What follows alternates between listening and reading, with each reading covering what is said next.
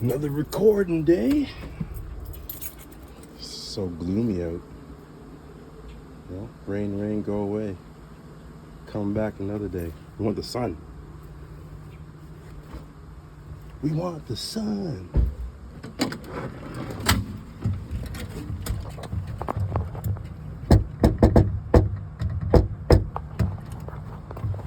We want the sun.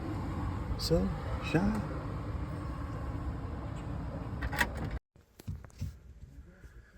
Check this out. This guy came a little bit early for once.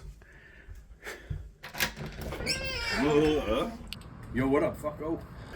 You're always 99.9% right. You know where I got this? I think the shirt should be called "You're always 99.9% fat." True. You know? It's true. I guess we got to make an adjustment on bigthings.com. You got to go to bigthings.com Or to get your or you could be wicked shirt like this. 200 pounds of sexy. That's right.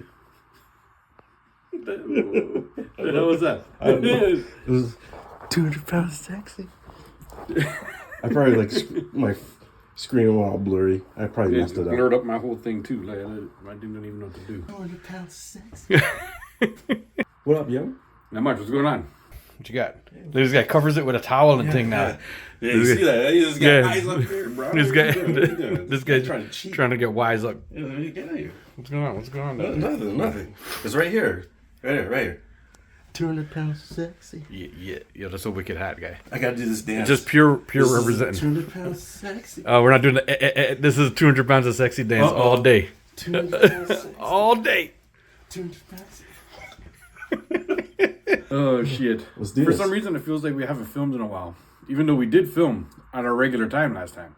We actually did. We did. But I think we missed the time before that. Yeah, so it just feels like we're off. So, let's get to it. 200 Yo, pounds the, sexy. the little one's upstairs. I hear footsteps. Oh. No. Oh. Here. It's like she heard you. Yeah. It's like, uh-oh. Uh-oh. Yo. You know what's so funny? Because my kids do the same thing. It's like, Yeah. go upstairs. And they go upstairs to bed or something. And then it's like... You're supposed to be sleeping. I am sleeping. Like, hey, are you in bed? Yeah. Yes. Yes. Here's your pure footsteps. Anyhow, let me go take care of that. Yes. We'll get downstairs and we'll see you guys Go ahead. in about a minute or two. 200 pounds sexy. Yep. I'm going to do 200 pounds.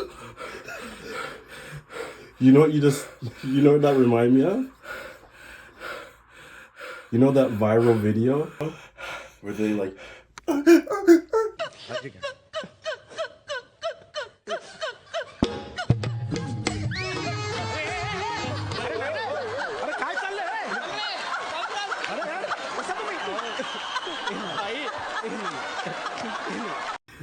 Let's go get it. Let's go get it. Let's do this. Get it. Yeah. And then they went to the show, and I was doing the show, and then the next commercial was that. And it's almost like we have a theme. Yeah. That's our theme for this week. Yeah, the sexy motherfucker. Yes. I don't know. So now, Oh. on for... Look, we're already going. They heard a little behind the scenes about our theme. Duppy again? Yeah, you know what the theme is this week? Or you know what the theme is for this actual promo or whatever the fuck you call this thing? Sexy motherfucker. Other than that, Yeah. it's... What is it? It's It's our JAYANDDAVE22. social media. That is the handle for our social media stuff. JAYANDDAVE22. On Instagram. Instagram. TikTok. TikTok. X. Or Twitter or whatever you call it.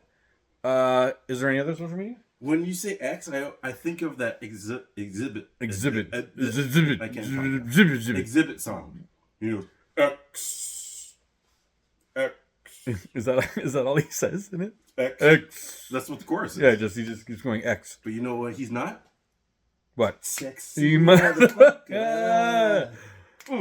Go to JAYANDDAVE22 And check out and this check out the social media stuff.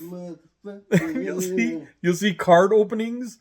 You're gonna see pure stupid dances. You're gonna see just stupidness in general. And you're also gonna see Sexy motherfucker. Go check it out.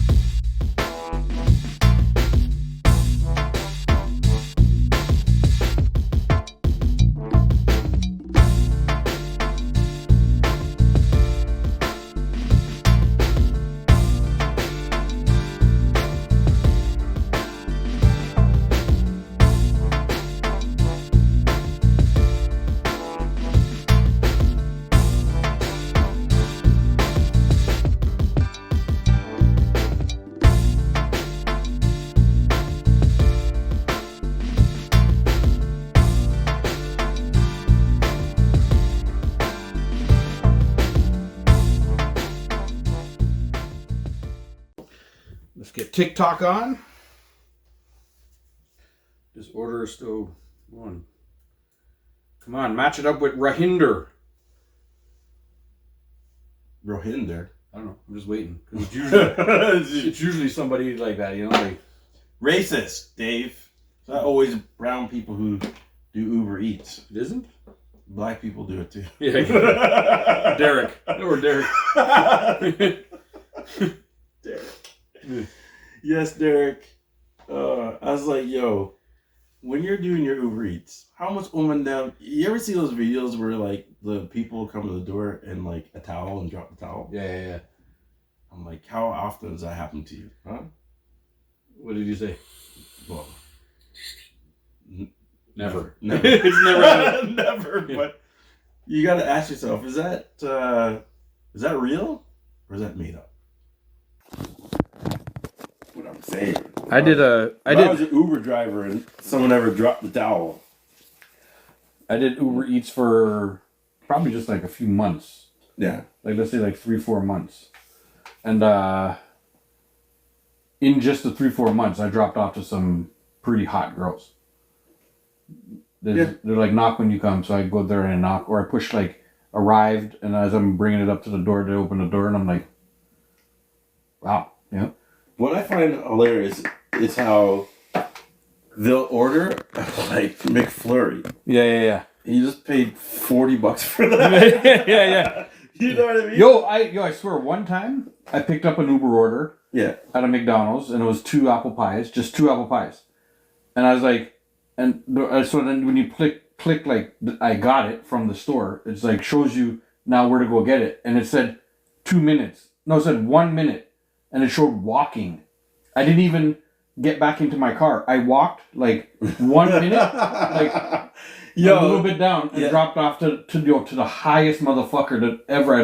It just said leave it on the thing, so I put it there, and then I'm starting to walk away, and as I walk away, I hear the door open. I look back, dude is in a robe, and he's just like, yo. I just look back, and this dude looked high as fuck, and he just was like, I don't care about the Uber delivery charge, which he gave me $5 for the 1 minute walk, and he didn't care about no, that was the tip, and the Uber delivery charge was like $5. So he paid $10 extra for 2 fucking apple pies because he didn't want to walk 1 minute. It's $2.99 to go get it. Yeah, two of them. Yeah. This dude didn't want to walk 1 minute. So you paid with his high self $15. Bro didn't care, man. Yo, I don't know. I just wouldn't do it. I remember when the place that we forbiddenly work gave us like these like Uber Eat little vouchers. Yeah. And when I got mine, I'm like, yo, this covers tax. Yeah, but this is like $8, like an $8 voucher or something. No, it was $25. It was a $25 voucher, which paid for none of my meal. Yeah, it was all like delivery and tax. Yeah. I forgot tax too. So there's delivery, there's tip, and there's tax.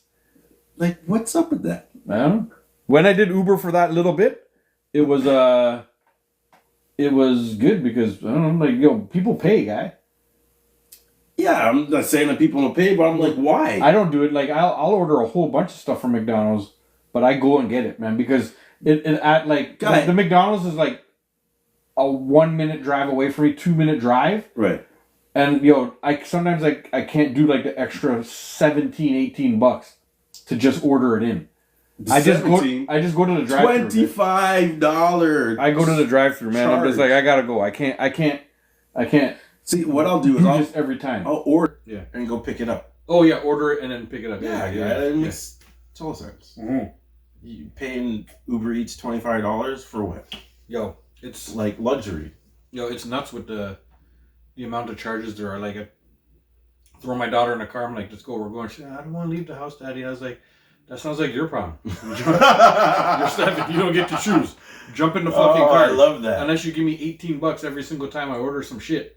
You know? Mm-hmm. And then she goes gets her piggy bank. She's like, I got it. And I'm like, yeah, put that shit back. That was just rhetorical, I guess. Is that how you say it? Like, it wasn't a real question. But they feel big when they can pay for something. Oh yeah. Look at me, I got money. Yeah. It's like, yeah, you know what?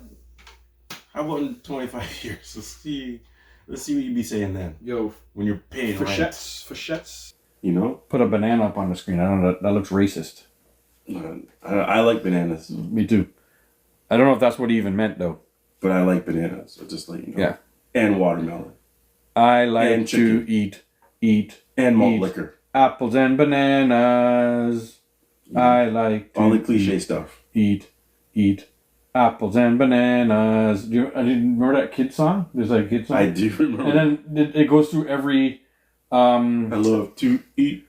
I love to. No. It goes through every. What do you call them? Vowels. So then you say, I love to oat, opals and bananas. You have to. You know what? Yeah. I was gonna sing that in my head, but I was like, he's gonna make fun of me for fucking it up. And I know that's how the song goes. They use all the vowels and say the same things. Yeah, somebody put watermelon, banana, and a monkey.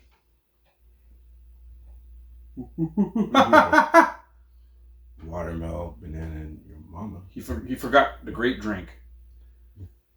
Yeah. Malt liquor. But put some grape drink. Coke 45. And some fried chicken. You know? And a Coke 45. Coke 45.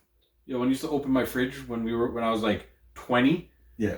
The bottom of the fridge, we took the bottom shelf out, so there'd be like we'd be able to put 4 Colt 45s, and then on top of that another 4. You know how it sits in the groove of the so we'd have 12 Colt 45s all the time, like just in the bottom of the fridge, like we're Snoop Dogg. And remember the video? Yeah. There's a music video he has, and they open it, and the whole fridge is Colt 45s. Yes. So that malt liquor. We thank y'all for the likes, by the way. My boy used to have a place, and he had a fireplace at the bottom. So and the mantle was pretty big, and we lined the mantle with like Colt 45s. Colt 45s, yeah. Them Colt 45s were delicious when they were cold, but as soon as they started to get a little bit warm, Gorilla piss. Yeah, it was horrible. So we used to just chug them while they were cold. Like by the time I was about a Colt 45 and a quarter into the next bottle, I was mashed. Oh yeah, I got it. It's like 8% alcohol too. Yeah, and the bottle is so, or the can or bottle, it's just so big. Yeah, 40 ounces. It's a bottle. Yeah, it's a bottle. The bottle, the brown bag. Remember the brown bag? Yeah, it was to keep them in that. You know, everything we did, I wanted to be like it was like a Snoop Dogg video. So I know, like you holding your brown bag. Yeah. I used to drink gin and juice. I went out and bought the ruby red grapefruit just to drink with the gin. And so you drink like the top quarter or a little bit more of the juice off. Yeah. And then you just fill it with gin. And I don't care what anybody says, man. One of the best drinks, one of the best mixed drinks to drink is ruby red grapefruit and gin. Gin and juice. It's so fucking delicious, sipping on man. Gin and juice. Laid back with my mind on my money and my money on my mind.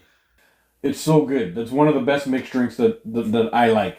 Ruby red grapefruit. You ever had it? I love grapefruit juice. Yeah. So ruby red, like specifically the ruby red and gin. Just like Dole or whatever. The one that you buy at the corner store. Yeah. Is it Dole or I don't know what you know what I'm talking about, right? Yeah. It's in that bottle with the fucking Dole, Sunkist. Yeah, one of those things. Those ruby red grapefruit juice with gin in that. Licks, boy, licks. Licks, boy, on your backside. Yeah. Licks. Should we start the show? Let's start the show, yo.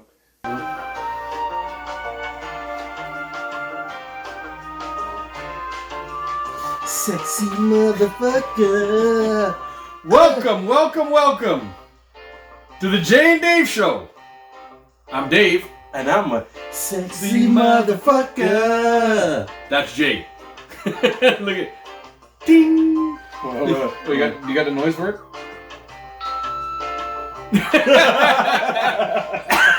That sounds more like a beep beeps when your time is up or whatever. Do it? Yeah, it's not like a ting. No, it's close enough. You know? You gotta get like a little triangle. You know those triangles? I know. Just a ting. Or it's like...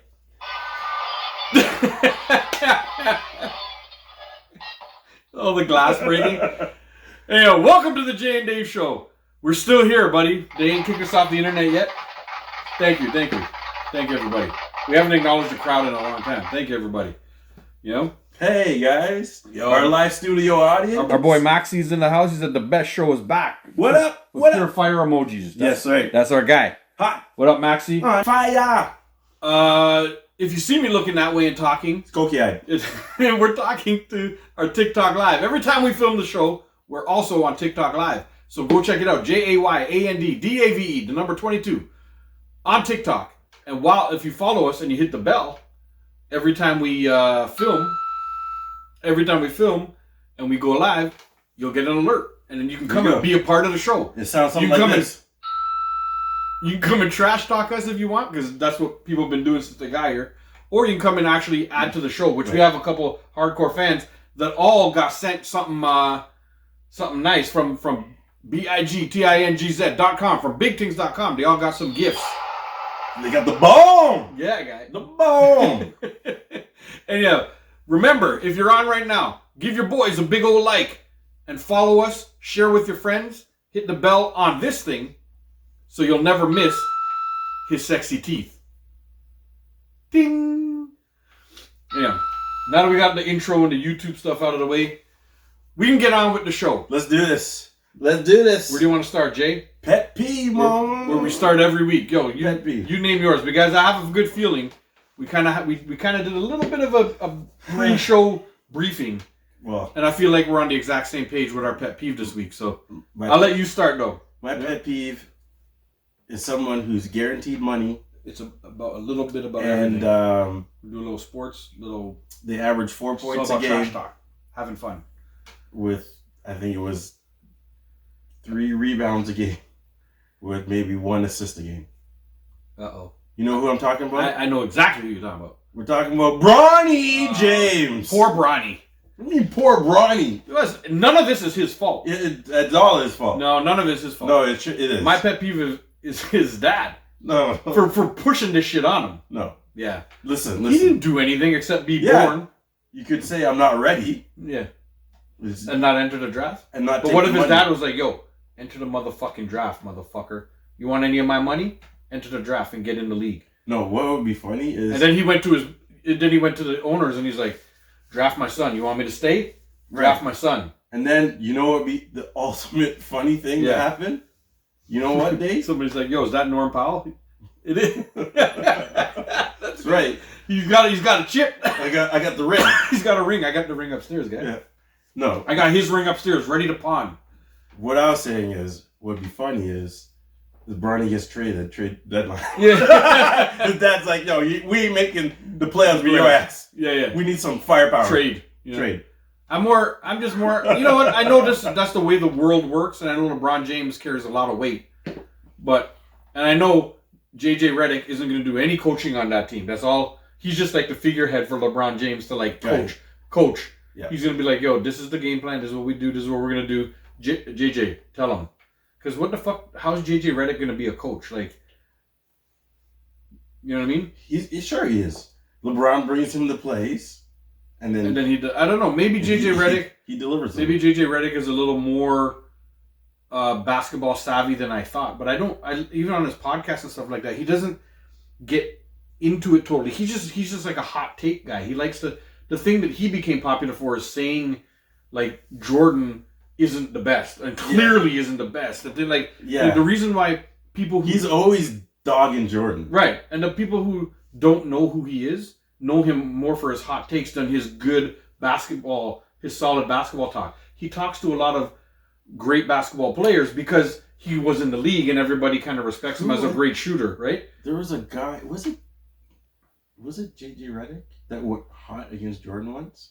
No, I don't think they played at the same time because then JJ Redick couldn't talk that shit. There was somebody that did it though. Was it that Russian dude, the one we have the card?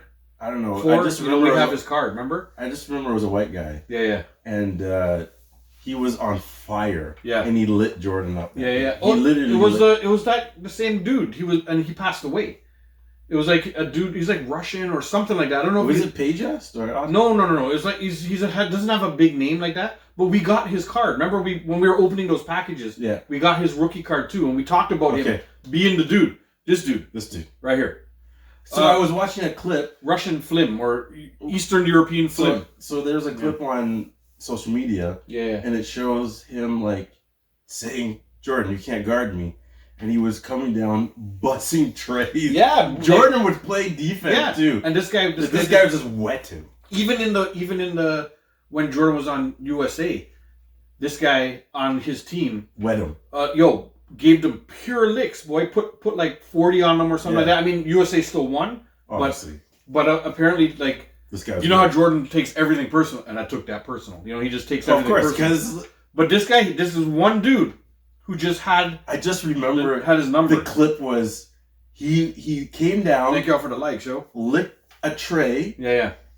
And as he's running up, Jordan's running beside him, and he's like talking to him. You can't guard me. And I was just like, this is the guy. This is the same guy we're talking about. I was like, you know what? This is the same dude. A lot of people say that. Yeah. But nobody has a clip. To back up. Yeah. And he dropped like 40 on him or something like crazy. That guy passed away young, and everybody was obviously clearly upset and everything because he was one dude coming up in the league who wasn't afraid. Like the one dude. Who wasn't afraid of Jordan and put it on him. Put it on him. You know? Yeah. It was. A lot of people. I'm gonna find his card. I have his card somewhere back there, I'll find the card and I will show you guys. We'll post it. Yeah, we'll post it. Yeah, check our social media. We'll post that up. So back to Bronny. Yeah, back to Bronny. See, the pet peeve, the pet peeve part about it for me is not Bronny himself. Bronny's just he got guaranteed contract, doing what his dad is telling him to do, or maybe it's his lifelong dream too. I can't be mad at him for trying to live his dream. I'm mad at how the whole thing went down. I wish it was his brother. Like an Antetokounmpo no situation? No. But see, the younger brother is way better. I mean, obviously he hasn't played college yet. Yeah. And he's not in the NBA. Yeah. But from what I see as playing... Yeah. The younger brother's way better. He's more of... Like, Bronny, to me, I told you, he reminds me of... What's his name? Ball. That plays on Chicago. Lonzo? He reminds me of him. It's like... Yeah. And LaMelo came up better. Yeah. Lonzo is good. Don't get me wrong. I'm not saying he's not a good player, and I'm not saying he shouldn't make the NBA. Yeah. But I'm saying his brother's way better. Yeah. Way better. I think the dad always said that too. The dad always said LaMelo is the real deal in the amongst the brothers. And he's proven it. Yeah. He's come out. He's shot fire. Yeah. As if they can only stay healthy, they would at least make an impact. But and make my rookie card. All the rookie cards I got of him go up in price. I got some rookies too. Yeah. But I'm just mad, and I know I shouldn't actually be so mad at this because it's been happening in the league forever. Like people holding out for like using their influence to get who they want on their team. Like Kawhi did it with Paul George. Yeah. Antetokounmpo did it with all his brothers. and none of them deserve to be in the league. Yeah. So who are we saying? Like LeBron is arguably the best of this time, I guess, and wields so much power. I still something doesn't sit well with me with it, and it's my pet peeve this week because I just don't like that aspect of it. You got to be good enough. I feel like Bronny took a spot from another person who more deservingly should be in the league. I agree. Than him. That's the part where I'm pet peeved about. Because his 4-point average isn't saving the Lakers. I get it. He had a heart attack. I'm happy that he's back. I'm happy he's alive. I'm not going to say anything about that. He had the big heart thing and nearly fucking died. Yeah. And you know what? Thank the Superman above or whoever you pray to. Thank the gods. Yeah, that he's alive. That's great. That's a great story that he's alive and stuff like that. But he didn't make the league because he was good. He made the league because of his dad. And he's taking up a spot of somebody who worked hard and should have that spot. Imagine somebody else should be on the Lakers right now, guy. You know what I mean? The Lakers. That's such an opportunity. You know what I mean? And they went with marketing instead of playing. You know? Yeah, because what's going to happen with this is that they're going to sell out tickets because everybody's going to want to see dad and son for the first time playing on a team, history making. So it's going to sell. His jersey's going to sell. His jersey, yeah. Imagine you have two James jerseys. The James. How are they going to do that? Because they have different numbers. They're going to be wearing different numbers, but they're both going to be James. So you can buy the Bronny jersey. You know, like I was telling this guy, like, I don't care. I want a Bronny rookie card. It's not going to probably ever come to anything, but it's still going to be something just because of they were in the league at the same time, and that's kind of it, right? You know what I mean? Like, it's going to be worth something because it's his son. Yeah. Yeah, that's it. But that's I don't think as a player... Well, I can't say that. Like, here I am speaking with the future. Who knows? Like, maybe he comes in the league and then he becomes good. Maybe. I mean, there's a lot of players like we named before, like Gilbert Arenas. Yeah. Or he wasn't Fred good. VanVleet. There you go. Pascal Siakam. There you go. They weren't good when they first came in. No, they came in on like the G League, and then all of a sudden they became amazing down in the G League, and then they came up and they were our bench, and they became the bench mob. Remember? Guy, I remember a point where the Raptors bench would outscore the starters. The starters, yeah. It would be they came on and destroyed the other team's bench, and the other team would be like, remember that? "Yo." They were called a bench mob. They came in because they were the G League champs. They had, they were just like they had this. What do you call it? Like they played well together. Good nucleus. Yeah, what do you call it when you just chemistry? Chemistry. They had such a fucking good chemistry from playing all that G League, and when they come up, they just run the second team. And the thing is what I like what they did is they didn't break them up. No, they left. Play together as a unit. You're Unit 2. Yeah. And Unit 2 was better than Unit 1 some nights. Norm Powell. Somebody just mentioned Norm Powell. Norm Powell. Fucking Fred VanVleet, Pascal Siakam, the tall guy who's on the team right now, Flim, our center, the guy who's on Jakob Poeltl. Jakob Poeltl. Because when they drafted him, he went to yeah. And Jakob Poeltl. So they were all. That was the bench mob, and they're awesome. And they come on and just run things, guy. Like like it was wicked to watch those guys play. But anyhow, the point is, Bronny could evolve into something like that. You know, he could. I'm not gonna be like LeBron's your dad. You know, Steph Curry wasn't Steph Curry when he first came out. I remember Steph Curry came and he hurt himself. Yeah, his ankle. There was an issue that he might not play. But he became that player after his injury. Yeah. Because I think he practiced and but he was always in Davidson. I think his college was Davidson or something like that. But he was a wet man from there, guy. He was wetting people up from there, guy. Look who his dad is, guy. Yeah. He was a wet up champ from there, guy. His dad was like back in the day when I'm picking Toronto and Chris Boucher. Somebody threw it down there. Chris Boucher, yes, Montreal boy, good old Canadian. Yes, but I'm saying the dad, Toronto.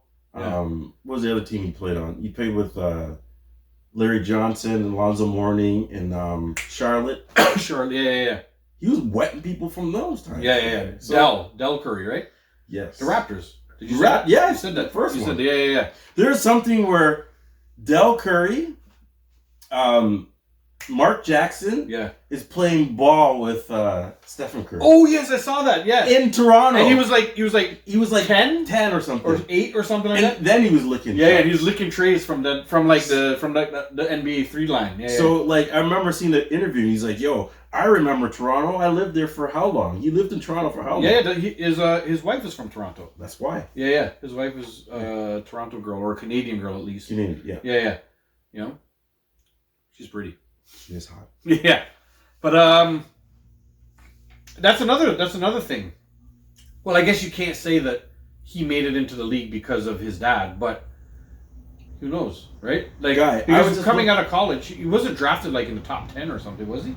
Was it Steph Curry a top 10 draft pick? I don't know. Does anybody know that? Anybody who's online, can they really quickly? I don't know. Google that and I don't think so. Pop it up for us. He might have been like a lower pick, not a lottery pick. Yeah, I remember he played on Davidson. He was a really slender, little, like kiddish looking kid that came in. Did somebody put it?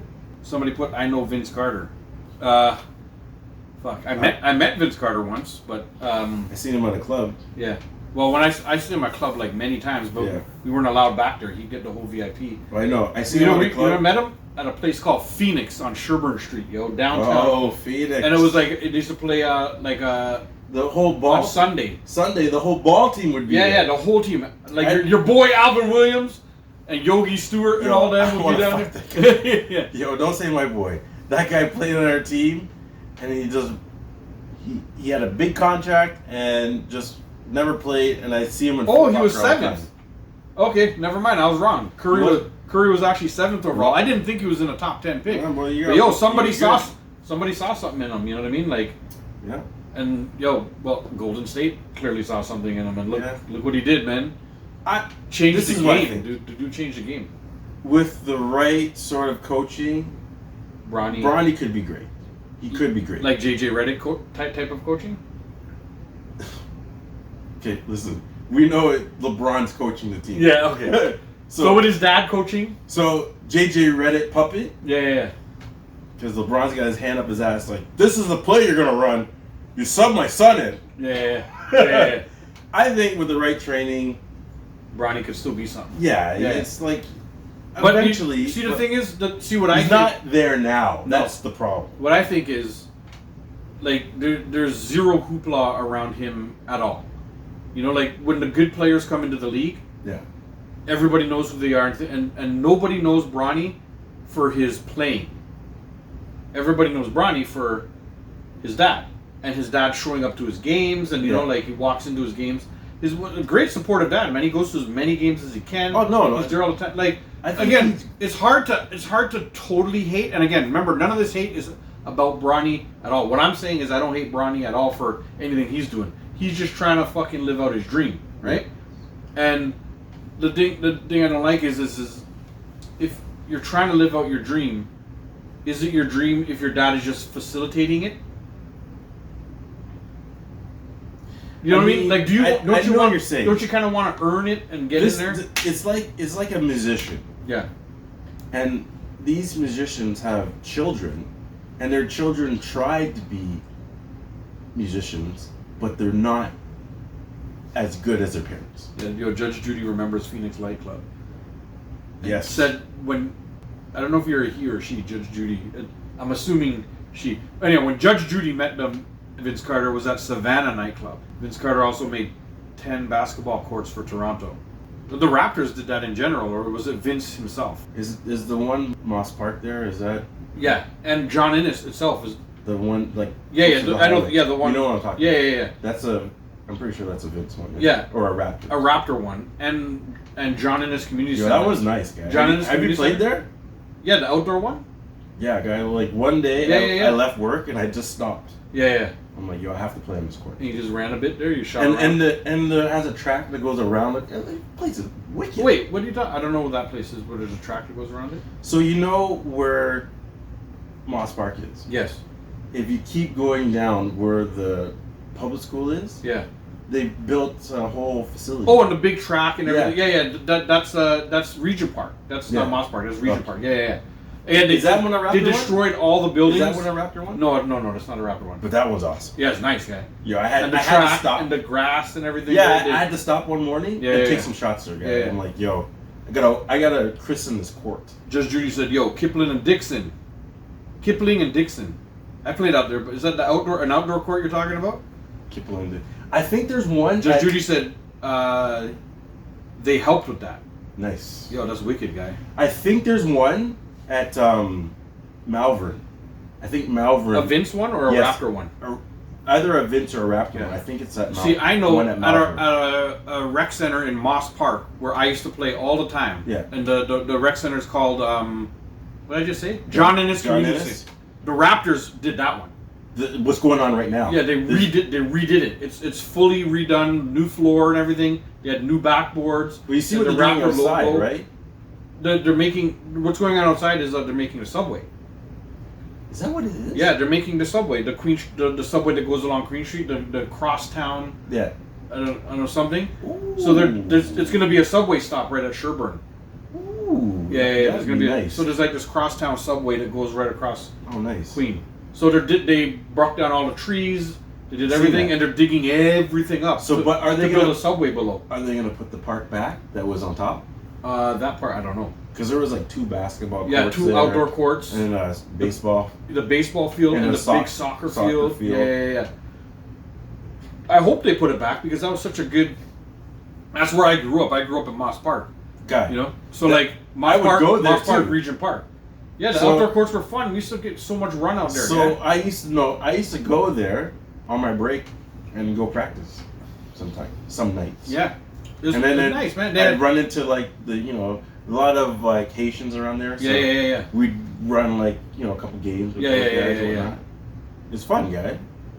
I hope they put it back. I hope so too. Yeah, because the arena is still there, so they got to put back the parking lot and hopefully because it was like in the back of the arena that they made the courts, right? Yes. So yeah. So I hope so, guy. I hope they put it all back. At least the ball courts, maybe the soccer field. No, they gotta put everything back, guy. Yo, you said Raptor thing, but Vince really did push hard. Help my neighborhood lots from violence. Yo, that's wicked, man. That's how you know Vince is all in all. Vince is a stand-up dude. Huh? Like as much as we hated on him for leaving, I mean, we don't know what he was going through. Yeah. So we can't per se. I didn't like what he did, but as a person, and what he's done for the basketball in Toronto and Canada in general. Yeah.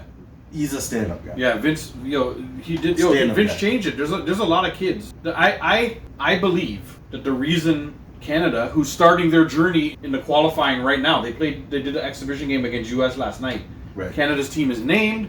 All 12 players are on, and everybody's there. Yeah. And now they're starting their journey to qualify for I don't know if it's the World Championships or Olympics. I'm not sure which one.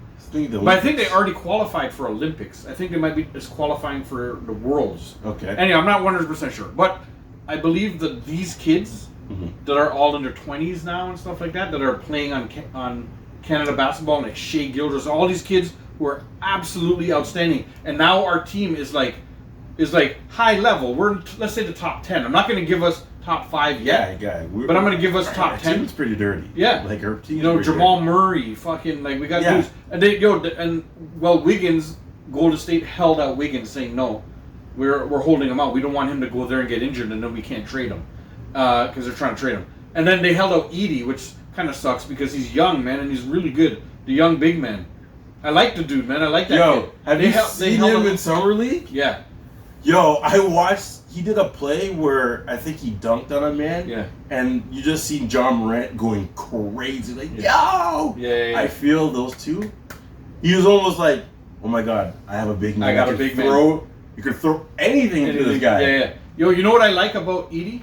This is a quick break off topic here. Sorry, we're breaking off topic. But we like we never do that. No. But Edey, I like it because there was I'm watching a highlight of preseason game or G League game or whatever. Yeah. And his dude went up for something and somebody gave his dude a hard foul on his team. Right. And the guy fell down and did all that stuff and the guy tried to turn and walk and Edey, boom, bumped him. Yeah. Gave him the bump. And it's just a little bump, but you know what? Respect, man. Respect for fucking, you know what I mean? Yo, the dude hit your dude hard you're just like, yo. Teammate. Yeah, he just gave him it wasn't hard or anything, but he said, yo, I saw that. He hit it. It's like a hip check. He gave him what it is? Little hip check. It's showing, I got team chemistry. Don't mess with my team. Yeah, I like that. Like even though it was small, he's probably not a fighter or anything like that. But he was like, you hit my guy, I'm bumping you. You know what I mean? It's like an Oakley or Xavier. Well, them boys would throw hands. I don't know if Edey would throw hands. But I'm saying the principle. You know what I'm saying? It's like they back their team up. Yeah, Mo Pete too, yo. Mo better bumps. Yeah, Judge Judy was like, yo, Vince is good people and Mo Pete. But yes, I love Mo Pete. But he still got as far as I'm concerned, the luckiest shot ever. Yeah. Remember that one? Like somebody had thrown it up in the air to like waste the last few seconds, and this guy did dash up. It was like a volleyball. It looked so quick that it was like a volleyball. You know when you like. When you do that, called bump volley. It looked like a volley. He caught it and threw it so quick. He pumped it and shot it so quick. Yeah. And then it swished in. Yeah, it was a pure like It was like a dash because you only had like 1 second to do it, right? It was a pure dash. Yeah. But it was from over half court, which made it like no. It wasn't over half court. It was probably like closer, like 4 feet behind the 3-point line. Yes. Like it was like where Steph Curry typically shoots from. Yes. Like it was around there. Yes. It was kind of far, but it wasn't like like way back at half court. I just know that it was far away. Yeah. And it went in, and we won.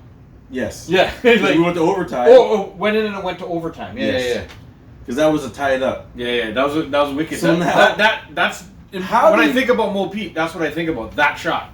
Of course. Yeah. And if you're that guy who was like, let me just throw the ball in there, how dumb do you feel? Pretty stupid. You know? You could have threw it just 1 foot higher and waste that 1 extra second. Or hold the ball. Or what he said. Hold the ball.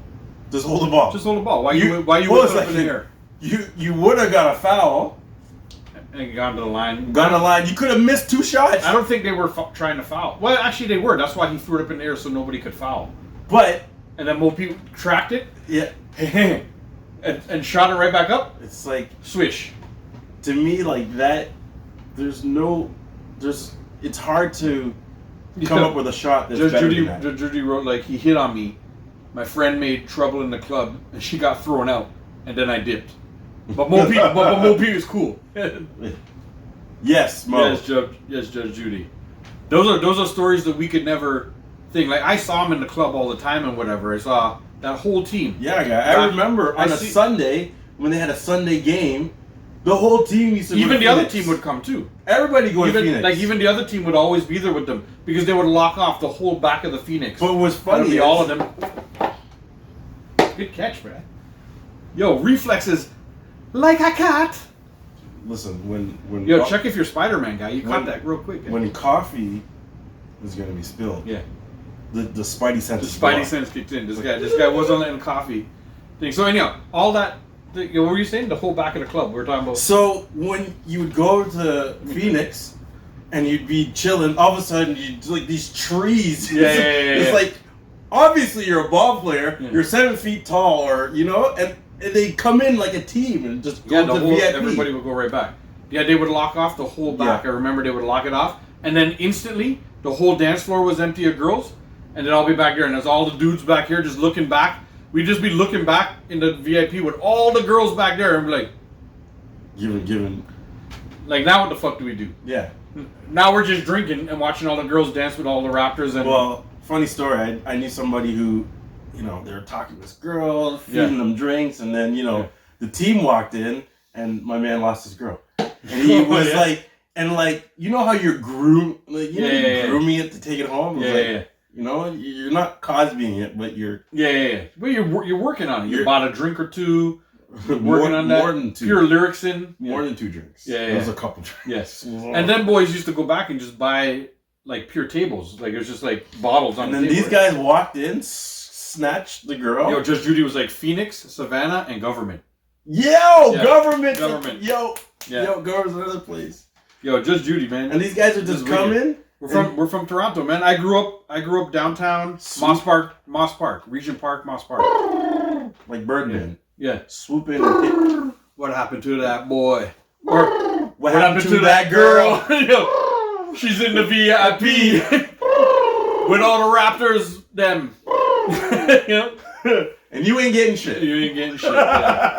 Yeah. I'm from downtown Toronto, like straight up, like right downtown.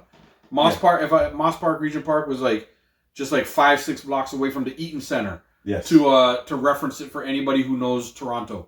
Yeah. That's where Regent used to be so bad. Well, yeah. Used to? Well, it used to because it's gone now. They bust it all down. It's all, what's the word? Gentrified. Is that the word? Gentrified? So what happened? They literally wiped it all out. Well, they moved them to different places. They moved them to like different metro housing places where they can, every time somebody died or left an apartment, then one family at a time just moved people away. Yeah. And put them all away. Remember at the time they're doing that? Because they moved my mom out like that. They were complaining, like the area that they moved them to was like, yo, why are you letting these people come here? And they're like, everybody lives here. Yeah. Yeah. Well, those apartment buildings always existed. As my mom would say, hush your cunt. Hush your cunt. Yeah. Hush your skunt. But yeah. It's better. It is better now because they gentrified it. If that's the word for it. They basically demolished it all and built up condos, co-ops, community centers. They're not done yet. That big field. Yeah, North. They're doing North Region right now, right? Like they did South Region first. Across. And they're doing North. Is it? No, below Dundas they did first, and now above Dundas they're doing now. Yeah. So they did South Region first, like below Dundas was south, what? And above Dundas is north. It looks nice, guy. I can't even lie. Like I drive by there. There's a community center. There's a library. They all got kind of restaurants and stuff. It looks nice. I took my girl going through the area a few years back. We just went through the area, and I was just be like, "Yo, I used to hang on this corner. Now it's a water park." And not not the water facility. It's like a swimming, like a big pool and like a water slide in there and all that. Like, what do you call it? Like it's not a water park because it's not to play, but it's like a pool and like. I know what you're talking about. Is it for kids? It can be for both. They do Olympic swimming. No, it's like a half Olympic pool in there and stuff. Yes. So, but yes, kids can go there. Like I walked right by and I'm like, 51 Division, the police division used to be right here.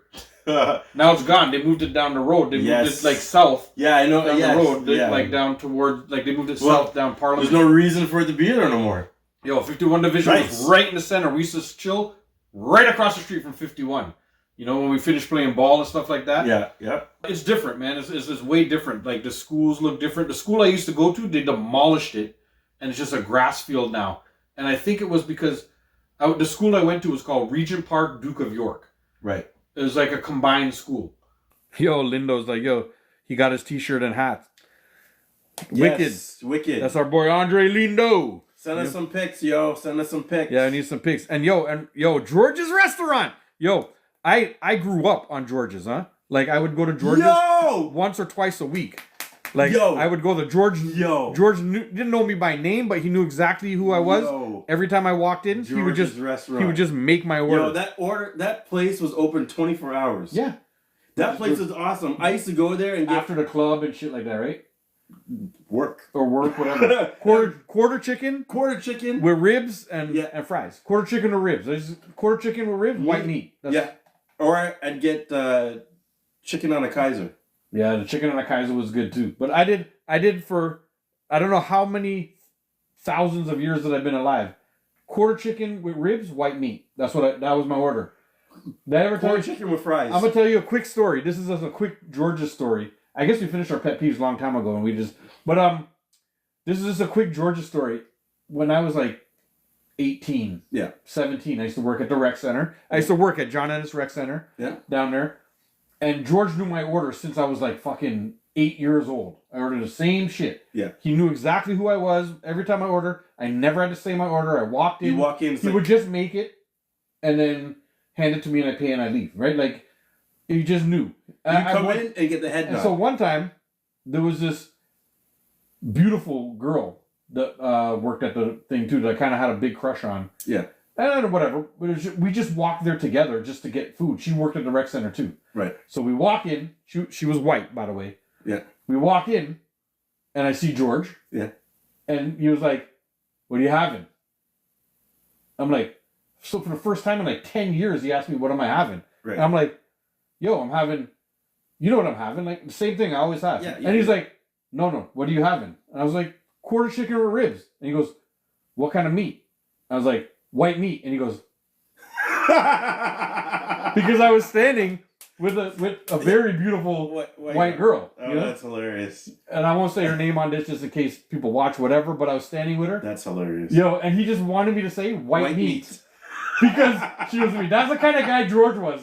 George, this guy was fucking hilarious. No, but you know what? Always had jokes. Always, like that guy, George. Golden Griddle 24 hours too. Yes. The Golden Griddle down. But George, I would see him, like, street people would come in there. He'd feed them. Yeah, he feeds them. Yeah. Yo, nobody ever had a problem with that store. No, never. I mean, there was just a couple things that happened, but it wasn't because of the store. It wasn't because of him. Yeah, it was like a fight that happened there. Like, Yeah. That you can't control that. No, you can't control it. But like, what I loved is I'd go in there, this homeless guy would come in, and most places I used to go they'd Golden Griddle you out. George would be like, "Yo, what do you want?" Yeah. He'd be like, "Quarter chicken." Done. Yeah. And I'm like, "Yo, that's how you keep the peace." Yeah. Because now that homeless guy is gonna be like, "Yo, if you guys fuck with George's, I'm coming for you guys." Yeah. I'm gonna bring my homies with me. Yeah. Because I got a lot of street people. I got a lot of stank ass homies. a lot of dirty boys. A lot of dirty butts. We ready. But that's the thing, man. He gave to the community. Yo. The community gave back, right? Yeah. I'm telling you, I grew up on George's. How long was that store open for? I think it's still there. Isn't it still there? I haven't been his there. His son or his somebody runs it. George, I believe George passed away. Yeah. R.I.P. my man George, because I knew him since awesome. Since I was 8, literally. That place is awesome. I turned 47 thing. George's Chicken is a legendary spot in this fucking.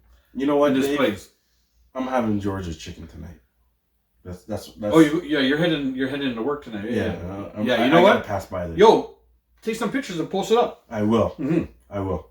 Take some pictures, post it onto YouTube, because I think we can post it on there so they can see it. I will. We'll post up some thing. Yeah, it's still open. Yeah. R.I.P. George. Cheers, guys. Yes. You know what? From my man George. Yes. I'm going there tonight. I'm gonna post some pictures. Look at social media. Picture will probably come out before this episode. Yeah, but it'll be up. You can go back and check out some George's Chicken, man. You'll know. Yo, my guy George. Ooh, that's good. Yeah, and going to Golden Griddle too. Golden Griddle after the clubs, we used to go there. It's the one on, I think it's Front Street. We used to go to the one on Front. Golden Griddle. Yeah, we used to Golden after the Griddle. clubs. Yeah. Yo, let me tell you my ultimate place after the clubs. We used to go to a Chinese food place called Watu. Did you get cold tea? We used to go. No, I didn't care about that because I was always so mashed. I didn't eat anymore, guy. I was trying to eat by that time. I was so hungry that I was gonna pass the fuck out. For people who don't know, everybody knows what cold tea is. Y'all know. We don't know that. We're new fans. They could be not from Toronto. I guess so. So we would go to this restaurant and you'd say cold tea, and they'd ask you what kind, and you would say Canadian or Bud or blue. Canadian or blue. Blue. All you have to say is the word Canadian or blue, or the word blue. And they'd be like, okay. And they bring you cold tea. And they in a teapot. They would just pour 3 beers into a teapot. Yeah. And then you just put it into those little cups that they have. And you're just sipping cold tea. You're sipping beer after the place. No. It's the Watu is not on Spadina. Judge Judy's asking if it's on Spadina. It's not on Spadina. It's along Dundas between University and oh, I know exactly. What's it? Bay? Between Bay and University. Do you walk upstairs to it? No. It's right. It's level. But if you're on Dundas between Bay and University, it's almost exactly in between. I don't know the name of the street. Right. I just know exactly where it is because we've been going there since forever. Yeah. And you go in there and grab China. It'd be pure pure black people. That's all it is. It's after the club, so everybody's going to eat. Yeah, guy. And I used to order fucking pepper chicken with the Young Chow fried rice. The Young Chow fried rice has a little bit of everything in it. So it's chicken, beef, everything. So pepper chicken, Young Chow fried rice, or pepper shrimp. The chicken was so much more that I used to do the chicken because I got more food. Gluttony. For the money, right? Gluttony. But you'd only get 12 shrimp. Sometimes. Gluttony. But who eats 12 shrimp, guy? Gluttony. I need at least 24. This guy, 12. I need at least double that. I need at least 24 shrimp. But anyway, we'd order pepper shrimp sometimes because it just tastes so good, right? Yeah. But we'd go there after the club all the time. Watu, guy, look it up. Google that shit. Watu in Toronto. It's the address is not a Dundas address because it's the first store south. Yes. On some little side street. I know. Yeah. So that's probably the address, but. If you go Watu's, I don't know how to spell it, Wahtoo or something like that. Watu's. Some shit like that. Sounds good to me. Fire, buddy. We used to go there so much. Just as much as we ate George's, I ate Watu's. Yeah, There were times when at the place where we work, at dinner time, I used to be like, yo, guys. And the thing is, it takes a little while to get the food there because there's 38 people waiting for food. So you had to be ready. You go, you order the food. and we used to smoke, so we just go outside and be like, yo, man, just come get us when we thing. Or we'll pop back in every so often because they just put your bag to the side. Right. So you just come back in and be like, is it ready? Oh, yeah, here you go. You know? Yeah. Lowlands. Here you go. You know, like. Lowlands. Yeah. Yo, Judge Judy's laughing at me for 24 shrimp. She's laughing at me for the 24 shrimps. This is guy. For real, though. 12 shrimp? What does 12 shrimp going to do, man? This. Look at this. Does this look like it only does 12 shrimps, man? I need at least 24. Like 50. Yeah. 50 would be amazing. But 50 at least give me leftovers for the morning. You know when you wake up and those amazing Chinese food leftovers were in the fridge? Leftovers the next day is like, yo, it's like cold pizza. Especially after you've been drinking, like the day after the club. Yo, because you know... Oh my God. You know, Judge Judy knows exactly what we're talking about. The next morning, you need some greasy food. Yeah. Because I feel like that greasy food stops you from the gut rot. Yeah. It just... I don't know what it is. It shuts everything down. It just shuts it down. Makes you feel good. It does. Yeah. And then if you don't have greasy food, then you have a greasy shit. Yeah. I used to call it the rum shits. Yeah, you're paying for that shit. Yeah. Well, no matter if I had the greasy food or not, I always ended up with the rum shits. No. It's worse. It never hurt my belly or anything like that. It was just nasty. I think it's worse when you don't eat anything. Because then it's like all that beer is mixed with whatever you ate. It's just gurgling in there. Yeah, it's just like a pot of chili. Oh God. Poop. You know, when it goes, you know the bubbles that come up? Yeah. Poop. Yeah. See, when you put the greasy food in there, it like, I don't know what it does. It just counterbalances that. And then it's still a greasy shit, but it's not. Yo, Judge Judy says the violence needs to stop in Toronto. Yep. We hear that. Me. Yo, back in our day, it was never like that. It was never like the way it was. Like it's, I don't know. Like it's. There was a code of the streets. Yeah. And it's like the men who carried guns only mess with the men who carried guns, and the guys who carried knives only mess with the guys who carried knives. And the guys who fist fought only fuck with the guys. Well, the way I think the way it was that you could get into a fight and lose and walk home and just tuck your tail and go home. Now nobody can lose. If they get into a fist fight and lose, the winner is going to get shot because the loser will just grab his gun and shoot him. Yeah. They can't get losing anymore. It's something with the new way things work. Nobody can just fight it out and take an L. Yeah. You know, you can't just take an L anymore. The L has to be the dude who dies. And that's such a crazy thing to talk about, right? I remember back in the day, you would come out. Toronto was never like this. Two guys would fight. Yeah. And then when they're done, they'd shake hands. Yeah. Yo, guy. Good fight. I know it doesn't really look like it, but I've been in enough scraps in my life. Nothing like, and I never felt like my life was threatened. Right. I've been in scraps, and I was just like, I'm fighting this guy because I don't like him and I want to punch him in the face. And then I got beat the fuck up, or I ended up winning, or whatever. Yeah. Sometimes right? You win, sometimes you lose. But I never felt like I got up after and had to run because now he's gonna get his gun and come and shoot me. Oh, yeah. It was done and it was done. We had a little scrap. It took a minute. Yeah. It was done. And again, I wasn't the biggest fighter. Come on, look at me. Not at all, guy. You know what I mean? He's an eater. Yeah, I'm an eater, not a fighter. You know, give me. I fight a bowl of 50 shrimp though. Me and those 50 shrimp will fight all night. You want to see this guy fight?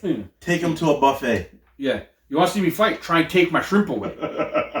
While I'm eating my 50 shrimp, just put your hand over to try and teeth one. And see if you don't get your finger. Then you see a fight. Come back with nubs. It's like, what happened? Yeah. Dave bit off all my fingers. Trying to touch a shrimp. Shrimps. But yeah, I'm not a fighter. Again, not a fighter, but I've been part of some things. Yeah. And growing up where I grew up, you had to do a little bit. Right? Well, and again, I still wasn't the biggest fighter there. You had to stand your ground. Yes. But I wasn't the biggest fighter there, too. I just wasn't a fighter, guy. Right. But again, you get into little dust-ups and things happen and whatever, right? Yeah. I'm not saying that I was the most intimidating. I probably got beat up more than I ever won, right? For real. But I You're here. I stood there and I fought. You're here to tell the story. And the people who beat me up are still here. I never went and got something and tried to do something back to them. I know. If I lost, I lost. Right? It's just, I don't get it. That's the way it was. But it's different now. Nobody can just the mentality. Nobody can have like a disagreement and just scrap it out. You know what the saying is? Everybody's a sore loser nowadays. Yeah. You know what I mean? Before we used to lose and you'd take it gracefully. It's like, okay, I'll live the fight another day. Yo, Gigi's like, rebound is always hefty. Like, win, lose, or draw. Like, for real, though.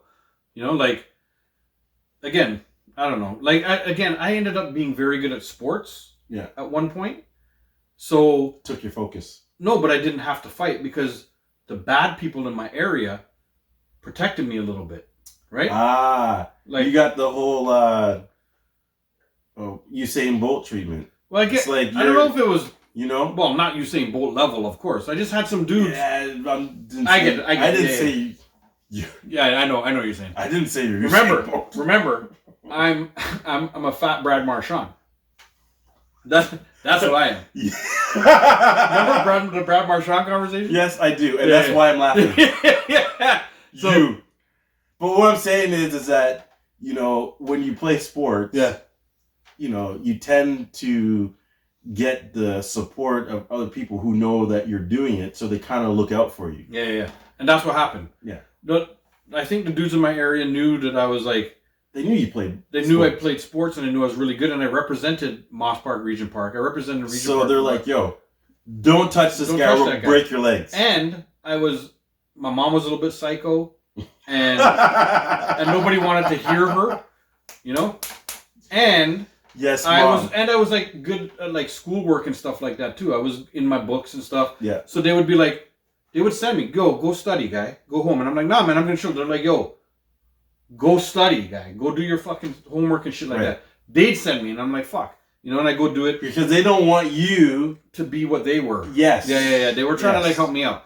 In their own little way, right? And again, everybody did a little bit of bad stuff. Everybody did whatever, right? Yeah. Everybody had their piece. But you know, everybody... Sorry, I was just catching up on what they were saying. You know, like, that was lucky for me. It was lucky that I got like that because I never went down any different roads. Right. That I could have gone down, like, very easily, right? Oh, of course. Sports, my books, and girls took up all my time.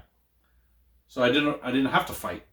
You know, like... You're a lover, not a fighter. I'm an eater, not a fighter. Like, I love my shrimp, yo. I love a bowl of 50 pepper shrimp. Not 12. 50. 50. 50. 50. 50.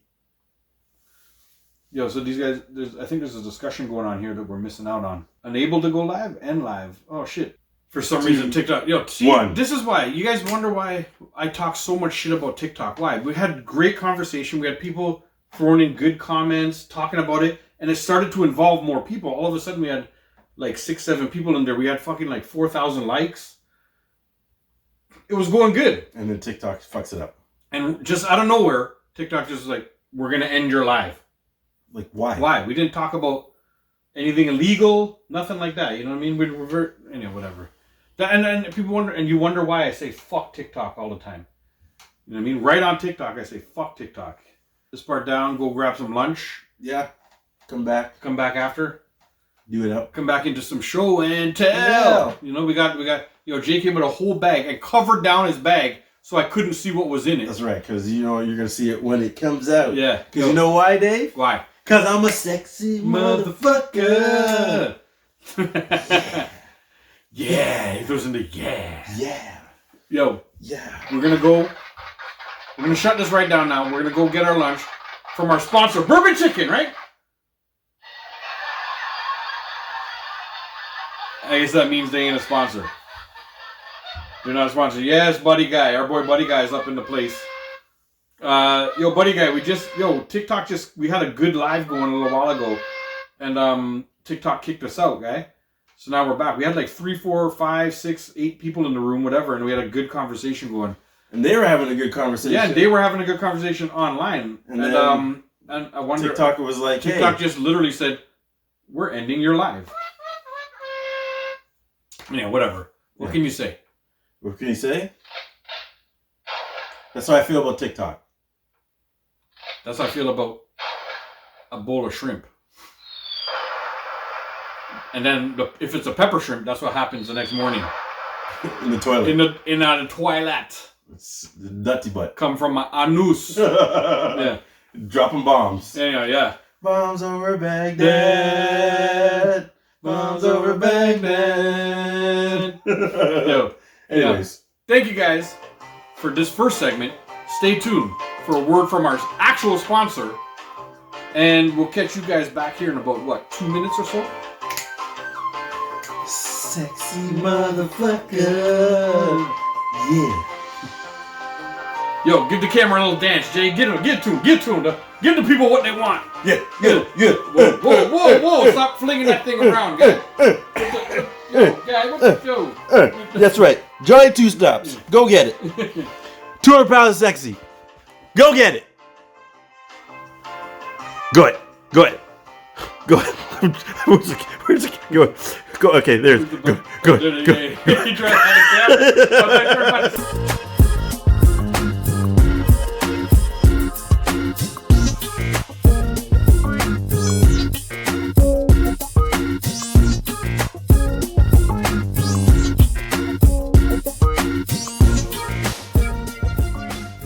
Somebody's going to ask us to read their ad, and we're going to have to do it properly, and we're going to do it like that, and it's going to fucking knock out of the park, guys. So what are we doing now?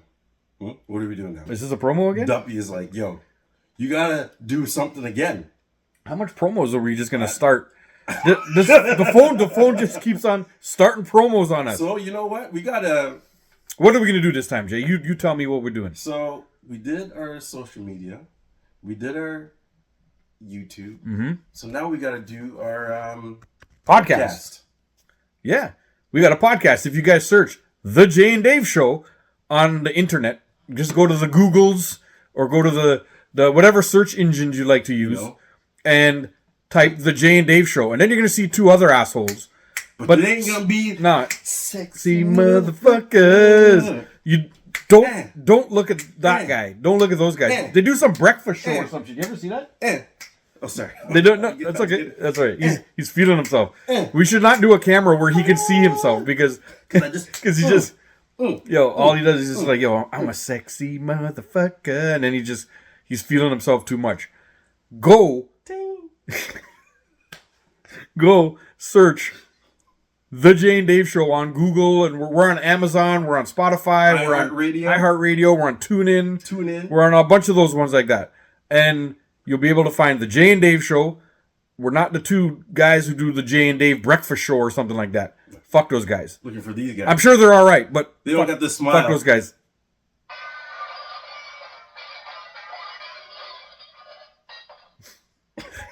The Jay and Dave Show. Google us. Listen to our podcast. Deuces!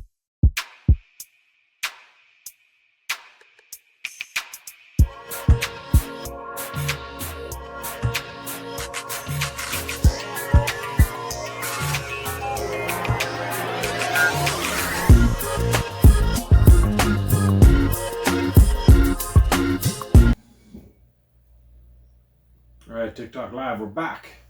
Let's see, y'all are notifying our viewers. Waiting for some people to pop in the room. Let's see how it goes. Segment number 2 is about to start. Jay's just fixing himself up in there. I don't know if y'all hear the flushes. There's some double flushes going on. We just finished lunch break. We're about to start segment 2. Let me check my notes real quick. Did I have anything in the notes? Grill in the mist. Don't want to do. Oh, we may have done this question before, but this is the question I'll ask you. What question is that? Yeah, we'll ask it once everything's up and running. We're recording here already. Everything's recording. That's recording. What up? We're back on TikTok Live.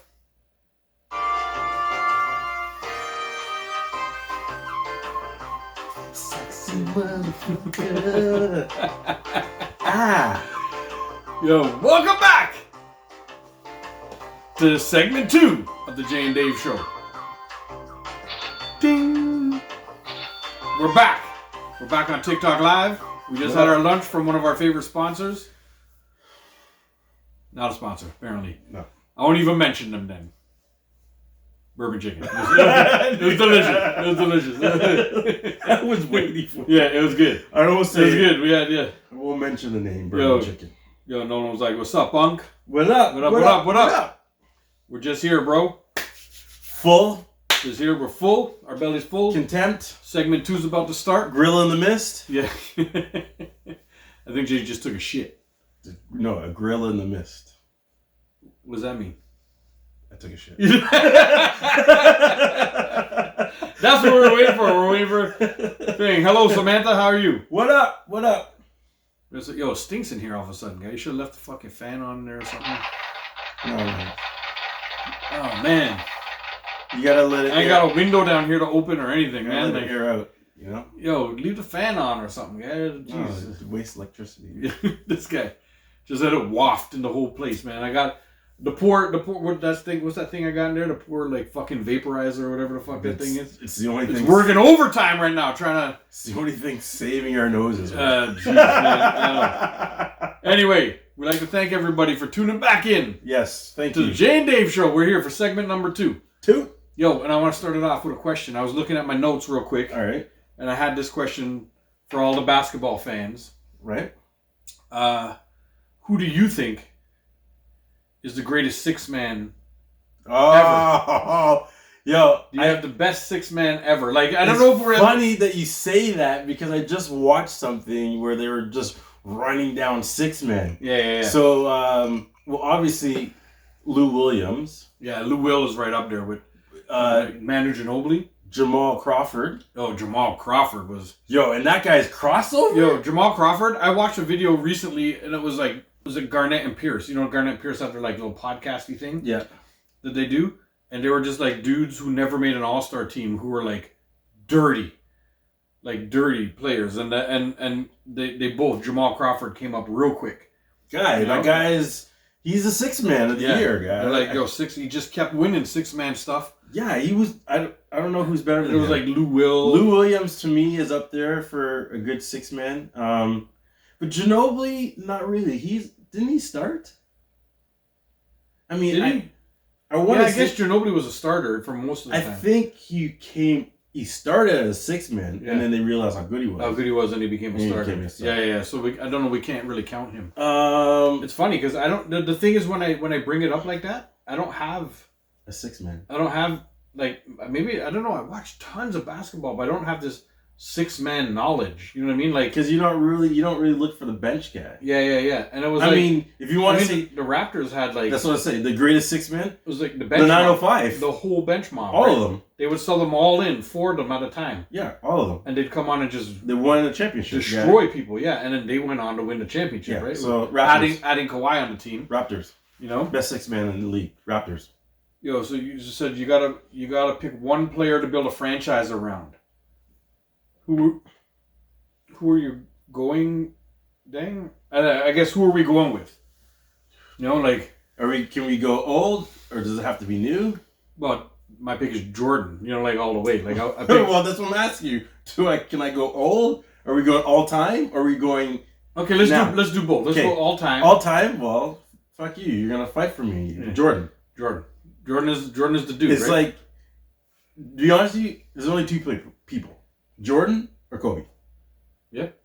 Because I feel like I would. Those guys would make the rest of the team. Yeah, I'm throwing Shaq. I'm throwing Shaq in there because you need. If you have someone that just dominates the fuck out of everybody, like the most dominant dude ever played. I get you. There's a lot of people I'd pick. I know you're trying to build, but like you have that killer on the team. Yes. Yeah. You have that killer on the team who's gonna make other killers. Yeah. And not only make other killers, he's gonna make everybody around him work that much harder. Well, you also have a guy on the team who can take the last shot. Because I don't think you can give Shaq the last shot. What if they foul him? Then you're fucked. Yeah, you know what I mean. I guess that's a great case. That's Jordan, Kobe. Yeah, would be the 2 that you got to build. You got to build. What about now in today's NBA? Yo, from Canada. Yo, we're from Canada too, bro. What up from Toronto? T-Dot-O. Repping everywhere I go. This is where I'm calling home. I know that. I don't know the rest of it. You know that. Cardinal, bro. I know our the boy song. Cardinal Official. From the T. That should have been a Raptor song from time since it came out. Should have been. Like when they come out, that should have been the song from the T-da-do, rapping everywhere I go. Yo, that's wicked. That song thing. Yo, but this is Raquel saying what's up. Yo, she's in Edmonton. What up, Edmonton? Getting tattooed right now. Oh, nice. Tell me a story. What story? Yo, give us a topic and we'll tell you a story. Tell us what you want to talk about right now. And Raquel, this one's for you. While you're getting your tattoo, we'll drop a story for you. Are you still gonna tell me who you picked for now? The best six man? No, we're starting the NBA. Oh no, the NBA question was somebody else. Somebody else yeah, but you still didn't tell me who you're picking now. We did before. Somebody. They put NBA Wemby or Ant. That's what I'm saying. Now, who are you taking now? Oh, right now? Yeah, we did before. Yeah, we did the before. I think now. For me, there's two people. Ant is up on my list. You know how big I am on Ant-Man. And Anthony Edwards is my guy. Yeah, and I know that. Yeah. But I would take somebody else. Do I get one more choice just to throw in there I get to go first. Perfect. Okay, I'm taking Flim A.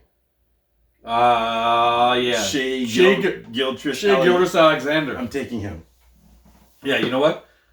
He's in the running for MVP 2 years in a row. Second place 2 years in a row. So he's dirty too. Yeah, and Canadian. Good old Canadian boy. Hey, shout out to the Canadians. Yeah, trust me. That's what I'm taking.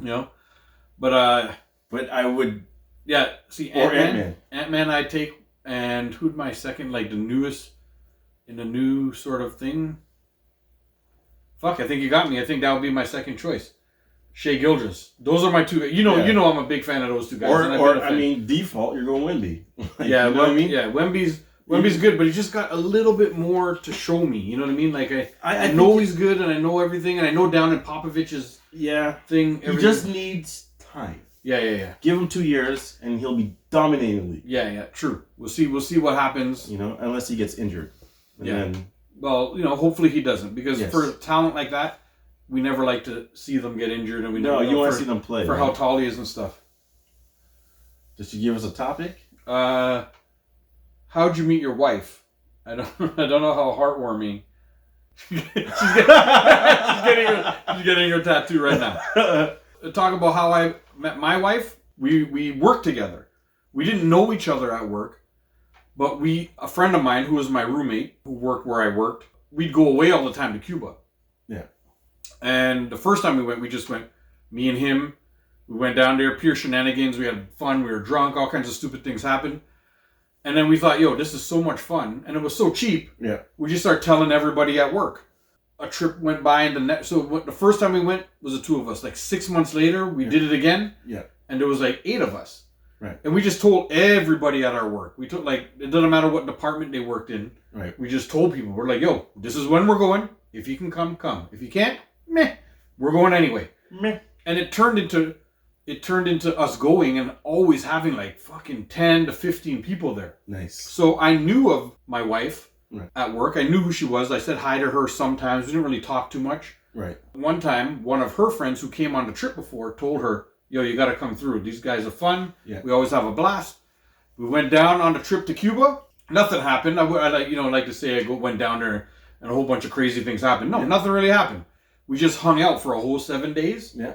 And when we got back, bada bing, bada boom. Yeah, she asked for my number. And she says, I want to keep this going. I've had so much fun. Let's just keep it going. And so she asked for my number, and there we go. The rest is history. Bob's your uncle. And that's how it worked for me. What do you got? Well, my story isn't as extravagant as yours.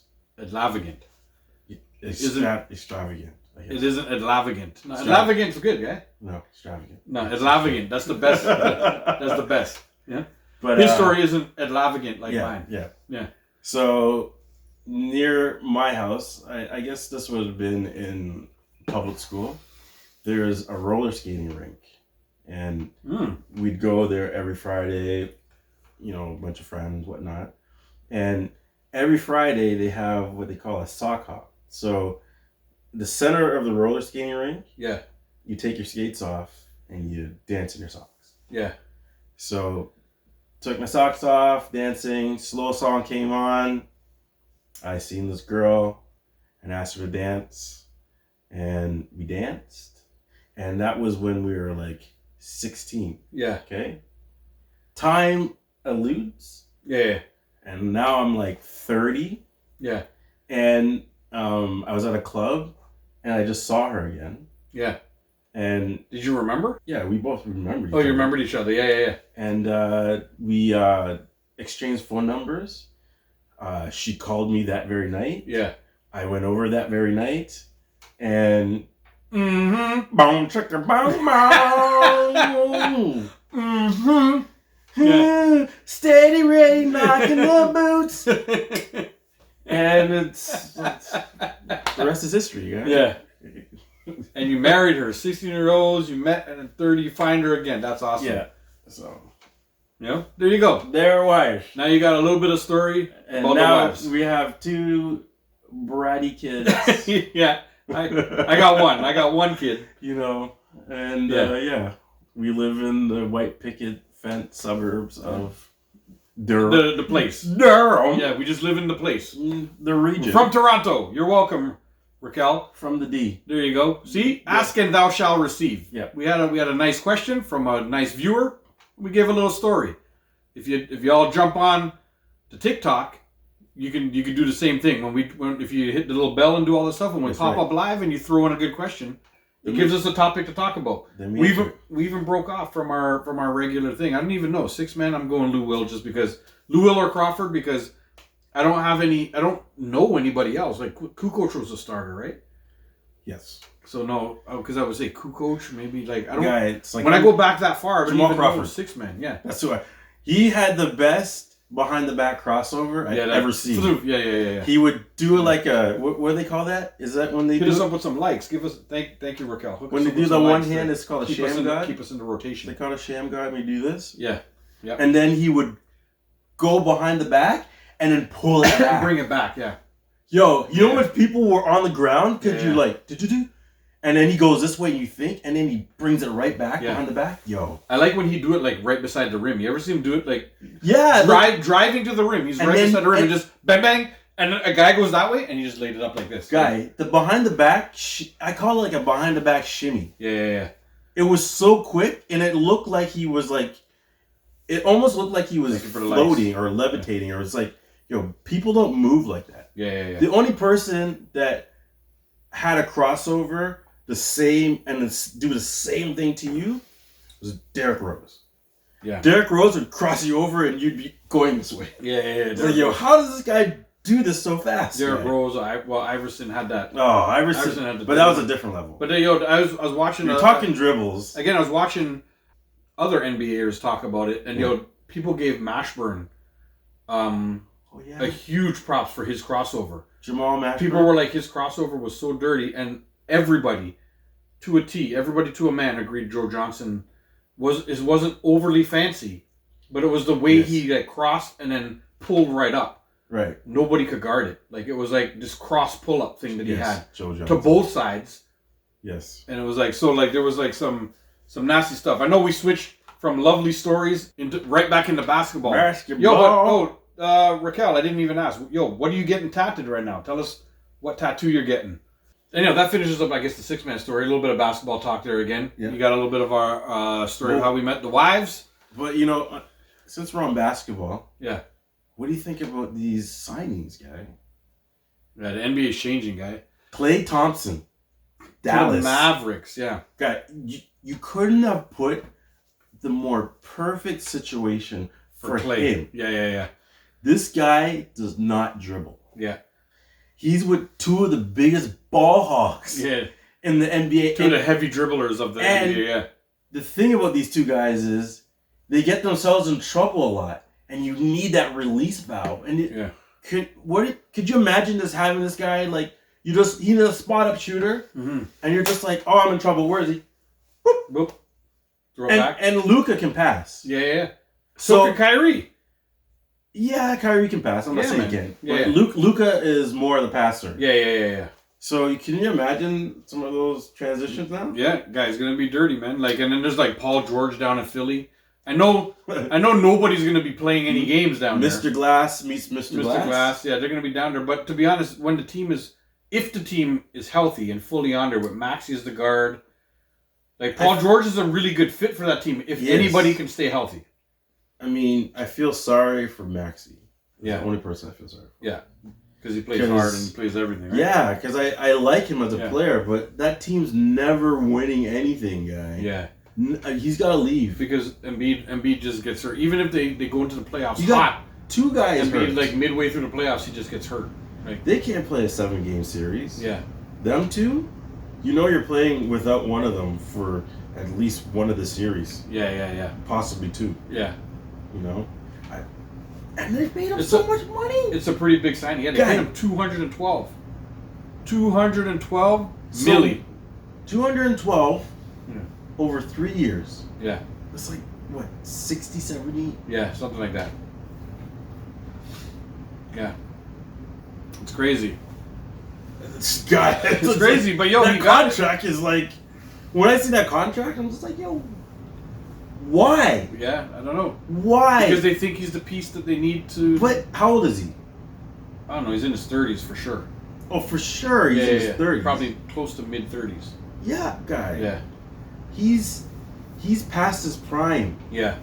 He was in his prime before COVID. Like on Indiana. When he was on Indiana. That's when he broke his leg. Yeah. He was in his prime. But even when he came back, he was still prime. He was still like a prime player. Like he was go-to. Ever since you went to the Clippers? No, nothing. When you went to the Clippers, what happened? Yeah. What I'm very happy about though. Yeah, what I'm very happy about is that Masai didn't bend to Kawhi's thing. Because remember, Kawhi was like, "Yo, I'll stay. Just get Paul George here." And then I can't remember who they were trying to trade from, but they wanted like everything and all of our draft picks for Paul George. Yeah. And Masai's like, "No, you got to be fucking out of your mind." He let Kawhi walk. He's like, "Yo, you got to go. If that's what it is, you got to go." You know. We went like the great Michael Jackson. Beat it, just beat it. Yeah, you know what? In the last couple of years, every single time the NBA has changed up so much, man. There's a lot of a lot of signings. DeRozan on the Kings. Yeah, DeRozan went down to the Kings. I thought he was gonna go to the Lakers. That's pretty good. No, I don't. But I'm glad he didn't go with the Bronny sideshow. There was talk of him going back to the Spurs, and then there was because that would have been nice, like Wemby and him, like a little 1-2 punch right down there. That would have been good for Wemby. The good pick and roll, like that's a really good pick and roll combo, right? And you got yourself a true mid-range guy. Yeah, true mid-range, and then Wemby can hit those shots too. Wemby can even step back and shoot the three. No, that's what I'm saying. Wemby's more your 3-point guy. Yeah. This guy doesn't go to the basket, which is good for that guy because he's a slasher. Yeah. And he shoots the 3. Yeah. Right? But would have been all right. And now he's with De'Aaron Fox. Yeah, De'Aaron Fox is fucking wicked. Yeah, man. And Sabonis is Sabonis is down there. Sabonis. Yeah, they had a good team, man. They were right up in the top, like 4 or 5 for most of the season. At one point, they were like in the top 2. Yes. They went way up, and I think they dropped back just a couple notches, but they have a good future. Adding a guy like DeRozan is a really good pickup for them. The West is hard, though, guy. Like, you got to think about it. Yeah, there's so Denver, Dallas, so much people down Lakers. There. Yeah. Now you got to deal with even the Pelicans were making a bit of a splash. They're trying to get some guys around Zion, right? Like, isn't Morant on the Memphis? Memphis? Are they in the West? Yeah, they're in the West. Yeah. Guy, they're a team you gotta watch out for. Yeah. Then we forget about the Timberwolves. Yeah. OKC. That's my team. T-Wolves are my team now. Guy, there's so much. My guy Ant-Man. There's so much in the West, guy. Yeah. The West right now is the best. The West Coast is the best coast right now. It's always been like that. The West Coast teams always get the big pulls and stuff, though, right? Like because they're the money grab. Yeah. For a little while, I guess. Would you say Chicago ran things when Michael Jordan was there? Well, you can't forget about New York. New York's always been. Yeah, New York's always been up there, but But they haven't won a championship as long as I've been alive. No. For the longest time, well, not for the longest time, but back in the day, You know, Ewing was like the highest paid player for a couple of years. Yeah. Like New York was like. Yeah, New York was balling back then, man. They had a team. I mean, but they're picking it up. They didn't do so well. Bad this year. And they didn't do it. Brunson's a legit star. Brunson showed himself as a playoff legit star. He's got a rookie card. Come on, Brunson. Come on, Brunson. Yeah. Hey, well, we should transition. Speaking of rookie cards, we should jump right into. It's not the show and tell yet, but we should do the showing our cards right now. Okay. Did you bring some cards? Oh, I brought some. Yeah, Jay brought some cards. So I got mine right here at hand. While you dig up and find yours, Let me look. I'm gonna show mine. And I'm going. You sure? We don't have a jingle for the card thing, but this one. Thank God. Yeah, thank God. This one I'm showing a little bit of my hockey cards that I got very recently. 2023, 2024 Upper Deck Series 2. Right. And I was just, going through like everybody's hoping for. A Connor Bedard. Right? And stay tuned to the end of what I'm showing you to see the Connor Bedard card that I got. But let me go through a couple of them right now. Look, I got a Matthew Knies. This is my guy. Leafs are my team. Everybody knows the Leafs are my team. Oh, nice. I got myself a Matthew Knies rookie card. And it's the one that's cut. Like, look, it's like cut on the side. And it's like that gold thing or whatever. Yeah, I see. So I got my Matthew Knies rookie card. Show you guys that one.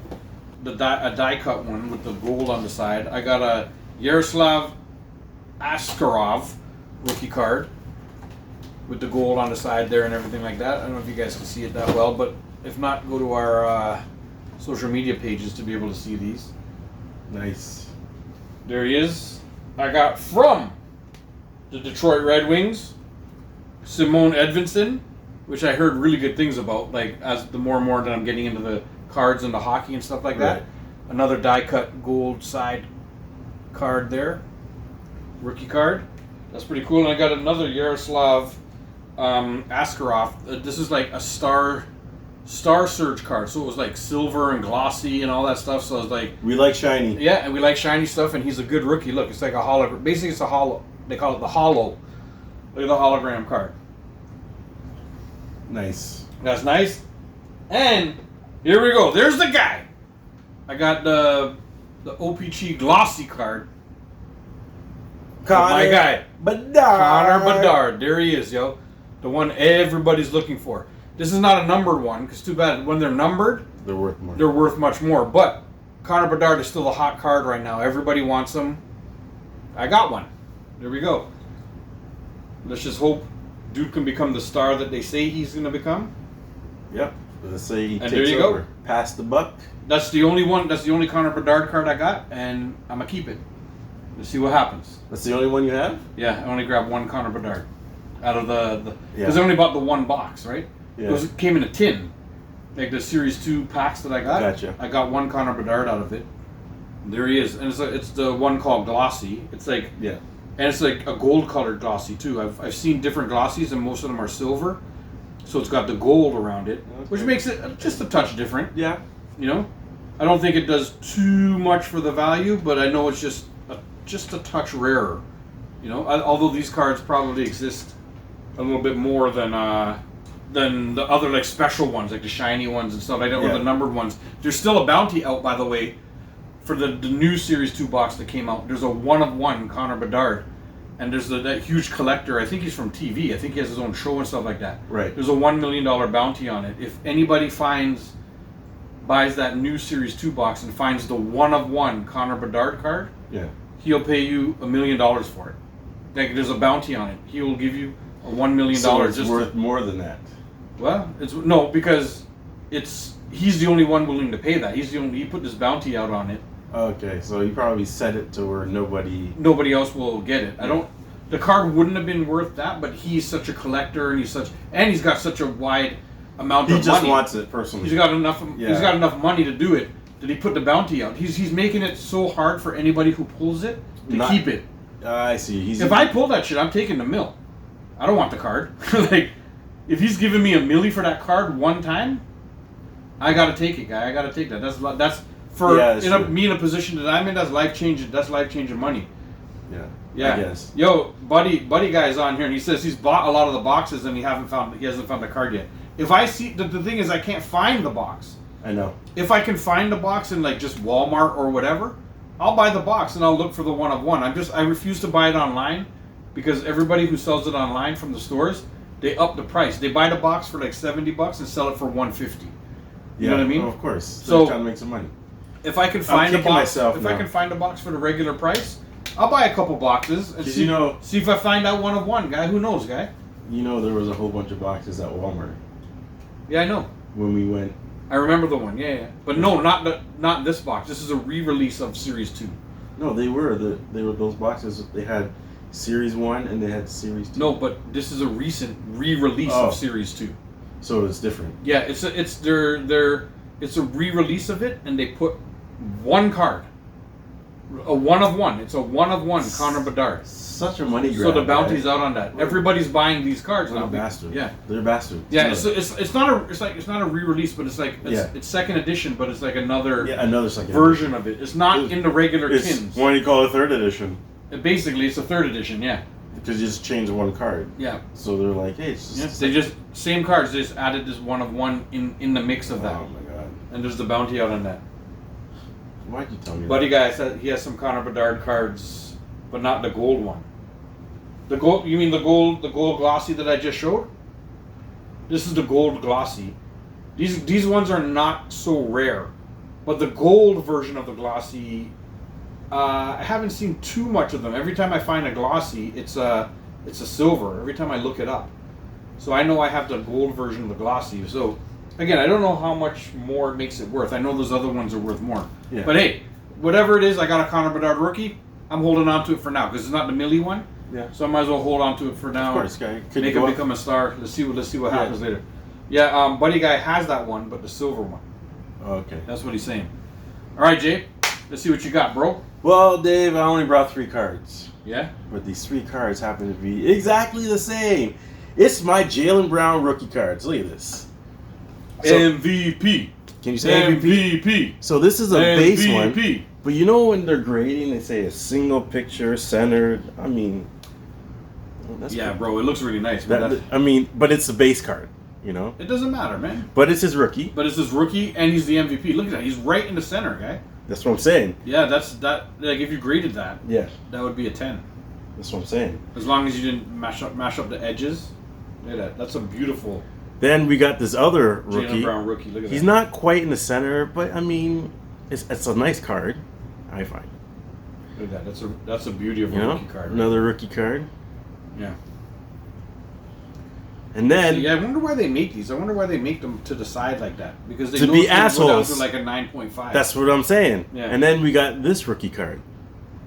You know, he's kind of centered in this one. You know, I like this one. I mean, his head starts in the center. I like this one. This is my favorite one out of all the 3 of them. This one here. But you know. Well, yo, Buddy guy's like, just to go off topic. Or not to go off topic, I know you're a wrestling fan. I just finished working on a movie with The Rock. What? You know, Buddy Guy, our friend Buddy Guy is from Vancouver. Nice. Works in the film industry. And he's letting us know now, he just finished working on a movie with The Rock. I'm a huge Rock fan, guy. Like, what movie? That dude makes me laugh every time. You know what? If you're able to tell us, Buddy Guy, like, what movie was it? That's pretty cool, man. Look at these Jaylen Brown rookies, man. These are fucking beautiful, guy. And this one's like a prestige rookie or something like that. Yeah. This one's nice because it's got like a shiny thing. Yeah, that's my favorite one. This one too. This one has like a special thing in the corner. So like, this is like the base card, and these are like 2 like sort of special cards. Yeah. These are really cool, guy. Is this jersey on the side? No. No. It just looks like it. It's like the design. Yeah, that looks really cool because it looks like a jersey. You see that? It does. Yeah, it does look like a jersey. I wish it was, guy. It looks like one of the jersey cards, man. Oh shit! Like, to be honest, these are really nice cards, bro. Yeah, and beautiful cards. And these are just like a find in my garage, you know. Yo, DNF. I don't know how to say your whole name there, but DNF is like, yo, you'd be a millionaire if it was autographed. I know. Yeah. And you want to know what? I'm gonna tell you the little secret behind these cards. Tell us. You know where I picked them up? Smashing Machine is the name of the Rock movie. Oh, nice. Smashing Machine. We're going to see that, bruh. Yeah. You know where I got these cards? Where? Believe it or not, Dave. Dollar store. You're damn right. Did you get at the dollar store for real? Yes, I did. Yo, I just took a stupid guess. I thought I was being a dummy. So, because remember when this guy first came out, he was a nobody. Mm-hmm. So, the dollar store had these cards, or just random cards. They just throw them in. I know. Yeah. They picked all the good cards out. Yeah. And they just put in all the base cards. Right. That's what they were. Base cards. Yeah, base cards. But he wasn't a star yet. He was a rookie. Yeah.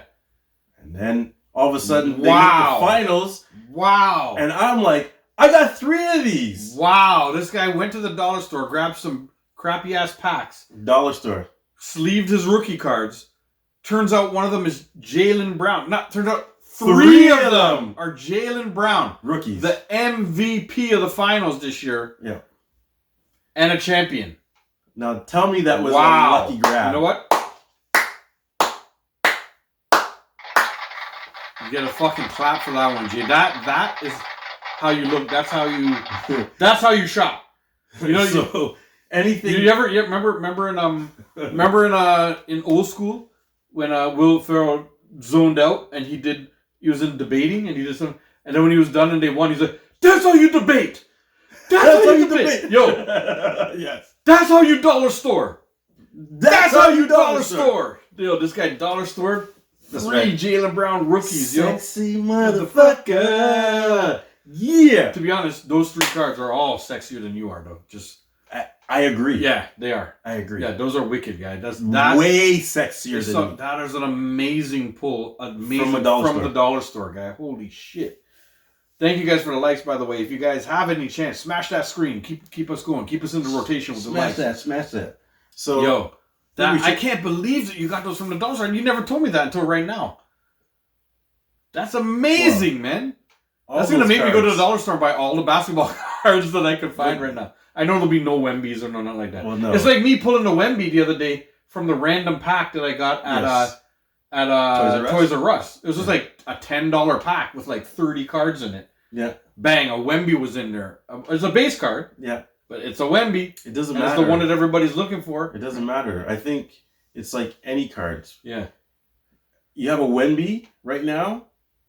Yeah. You got cash. Yeah, I got like I got like 3 Wembys, 3 or 4. So he's going to be undeniably. He might not win a championship, but he's going to be a great player. He's going to be a great player. Like you can already tell. I can tell. Yeah, and he's got Popovich as his coach. Yeah, he's going to be great, guys. So that card's going to be worth money easily. Good Boy came in and said, he's like, no way. How did you get Daniel Cormier on the stream with you?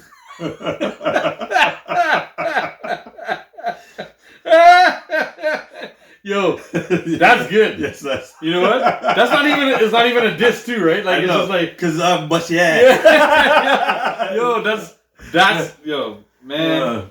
Yo, good boy. That was hype, yo. I'll take that. That was hype. Yeah. Yo, see, man, when you come on and you got hype jokes, I'll always read them. Huh? Yo, why are they always towards me though, guy? Well, because. Do I have a face that's like... It looks like everybody. I have an everybody face? Well, fuck. You know what they say? No, I don't. You all look alike. Oh.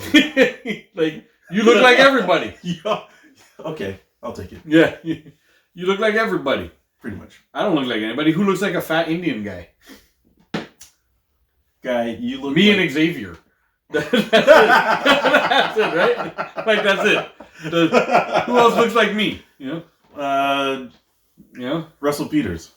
I actually got that quite a bit. No, you do look like Russell Peters. Enough people have actually said, yo, you look like Russell Peters, and your demeanor, like all the stupid jokes and stuff. That's what I'm saying. Cover your face, and you sound like Russell Peters. No, I don't sound like him. Do it like not? It just sound like him. The delivery. You have the same sort of joke. You're like, you know what I mean? You're a comedian. Yeah. But no, you know what? I bow. You don't sound like him. Yeah. But you talk in the same style. Yeah, the same style. Yeah. Like, did I tell you I met him? I met him too. I used to outside of where we work, and I was wearing my uniform, and he's like, "Yo, did you escape from the psycho ward?" Yeah. And I was like, "That's Dave." Yeah. Because that's something that you would say. Yeah. You know, I used to go to George Brown College in Toronto, if anybody knows George Brown. Big up George Brown. They and he used to come on in his early days of his comedy on the pub nights. You know, pub nights were dollar beers, right? Yes, yeah. So we used to all go down there and just get fucking smashed on dollar beers.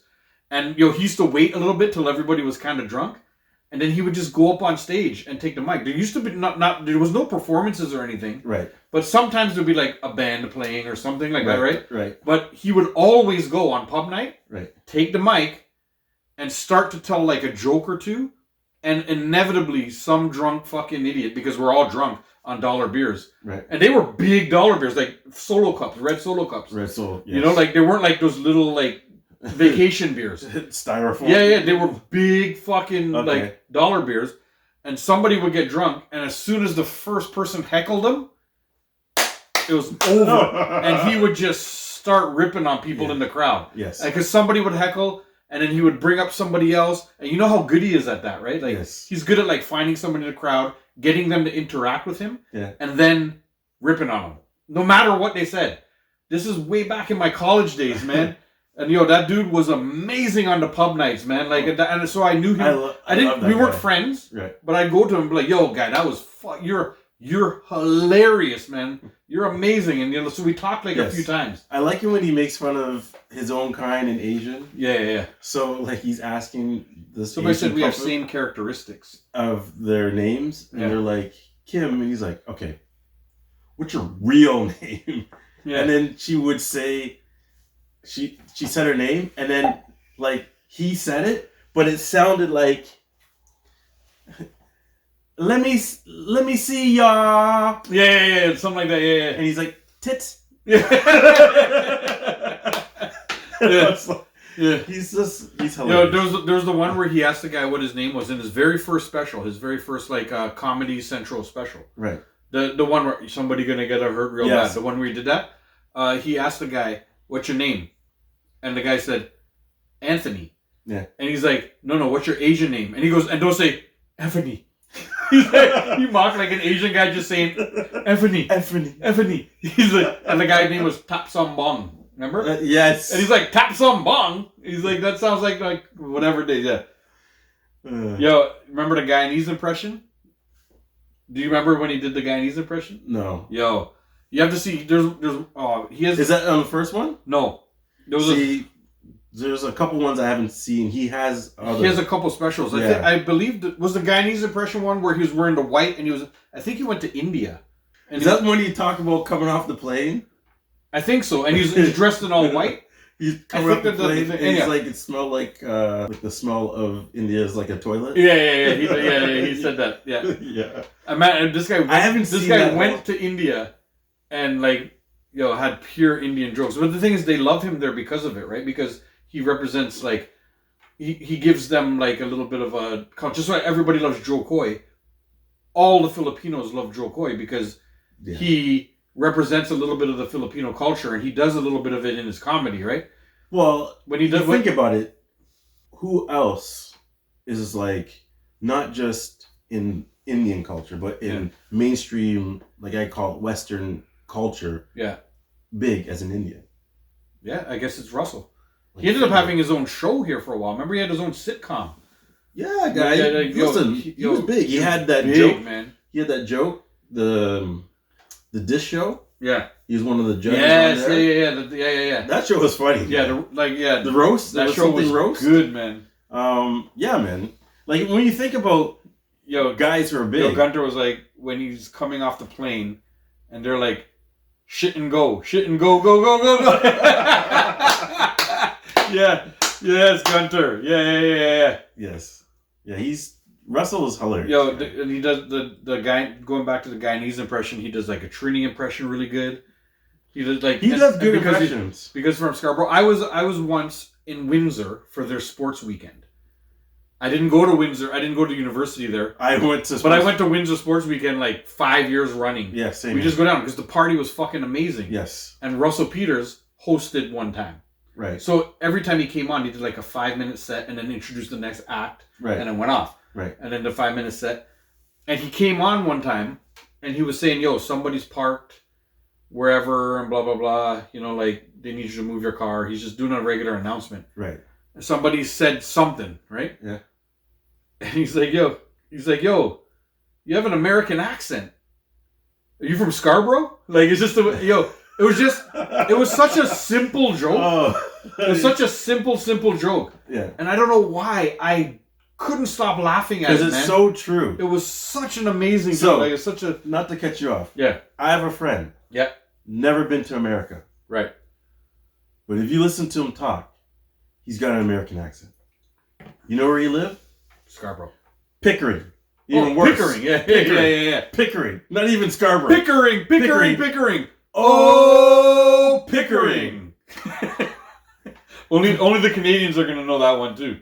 But, like, you know what I mean? Like, and we're like, all our friends are like, yo, the fuck you get this accent from? Yeah. You live in Pickering, guy. You don't even live in Scarborough, where it's like, yo, okay, I can understand. Yeah, there's a bit of a ghetto because, slang. You live in Pickering. Yeah. Back in my day. Yeah. Which was sticks. Yeah. You know, it's just funny because it's straight up burbs, right? Yeah. How did you get that ghetto accent? When Russell says that joke, it hits home, and you think of that dude. Yeah, and I'm that's like, why it was so true. That's why it was so funny, man. Because it's the way. How many times have you been to Scarborough? Yeah, you hear American accents. Yeah, man, and they just, all the time. Yeah, that's just the way that they spoke over there, right? Yeah, and, it was their slang, right? Yeah, and I think he's from Scarborough. Yeah, from somewhere around there. And he hung around a lot of Jamaicans and listened to reggae, and he's very diverse in his comedy because he hung around so much different. Not like types, like Trinis, groups, Jamaicans and whatever. You know, like he can do so much, man. Yeah, he's funny. Show and tell. Oh, my ears. I only have a couple things this week. So I'm gonna go first, and that way I can pay attention to the TikTok too. But I remember, because I got a bunch of stuff. Yeah, I remember weeks and weeks and weeks ago, I started showing this collection. Right. And I bought so many things in between that it jumbled up the collection, and I never finished showing the collection. So now, I'm just going to finish it off. The X-Men 97. I got all these. Yes. That, I don't know how long ago. It was cold out still when I got these, guys. Probably like February. Yeah, like, anyhow, I'm just going to show the last of my X-Men 97 for season 1, the collectibles that came out. They only came out real quick and then they were gone. So I'm happy, and I got them all. I got all of the first set, all of the second set. This is the last few guys of the second set. So I got Executioner. That's the dude right there. I got see them all on the back. I got them all right there. The Executioner. Nice. And I got Goblin Queen, which was the person who was playing Jean Grey the whole time. Jean Grey wasn't actually Jean Grey in the movie. Oh. And this baby is the baby she had with Cyclops, which is Cable. Ooh. Yeah. Ooh. Goblin Queen is actually Cable's mom, but in the future they say Jean Grey and so but Goblin Queen was Jean Grey. This is in the comics too. Ah. When they had him. So yes. So there you go. Like this one comes with like a little baby Cable. Look at that. It's pretty cool. That's pretty cool. Had the baby with Cyclops. That's awesome. Little baby Cable. It all comes together. It made me go back and read some of the comics, and it made me go to my guy Comics Explained and let him explain. And let him explain a lot to me because I read some of it because I had this thing where I was able to get some free comics online, and I read a few of them online. Like you literally skip through the pages like on your iPad like it's a book. So you flip like this and it's like it flips the page. So I was just flipping through it and I read a little bit about it. I remember reading about them a lot when I was younger, but I don't know, whatever. I didn't read so hardcore into those stuff. So anyway, that's my story. I finally finished off showing you guys the rest of the X-Men 97 stuff I got. Jay, what do you got? Well, mine kind of ties in with the whole X-Men thing. Thank you guys for the likes, by the way. So I got to build a character, and the same thing. It was probably around the same time or a little bit after. Yeah.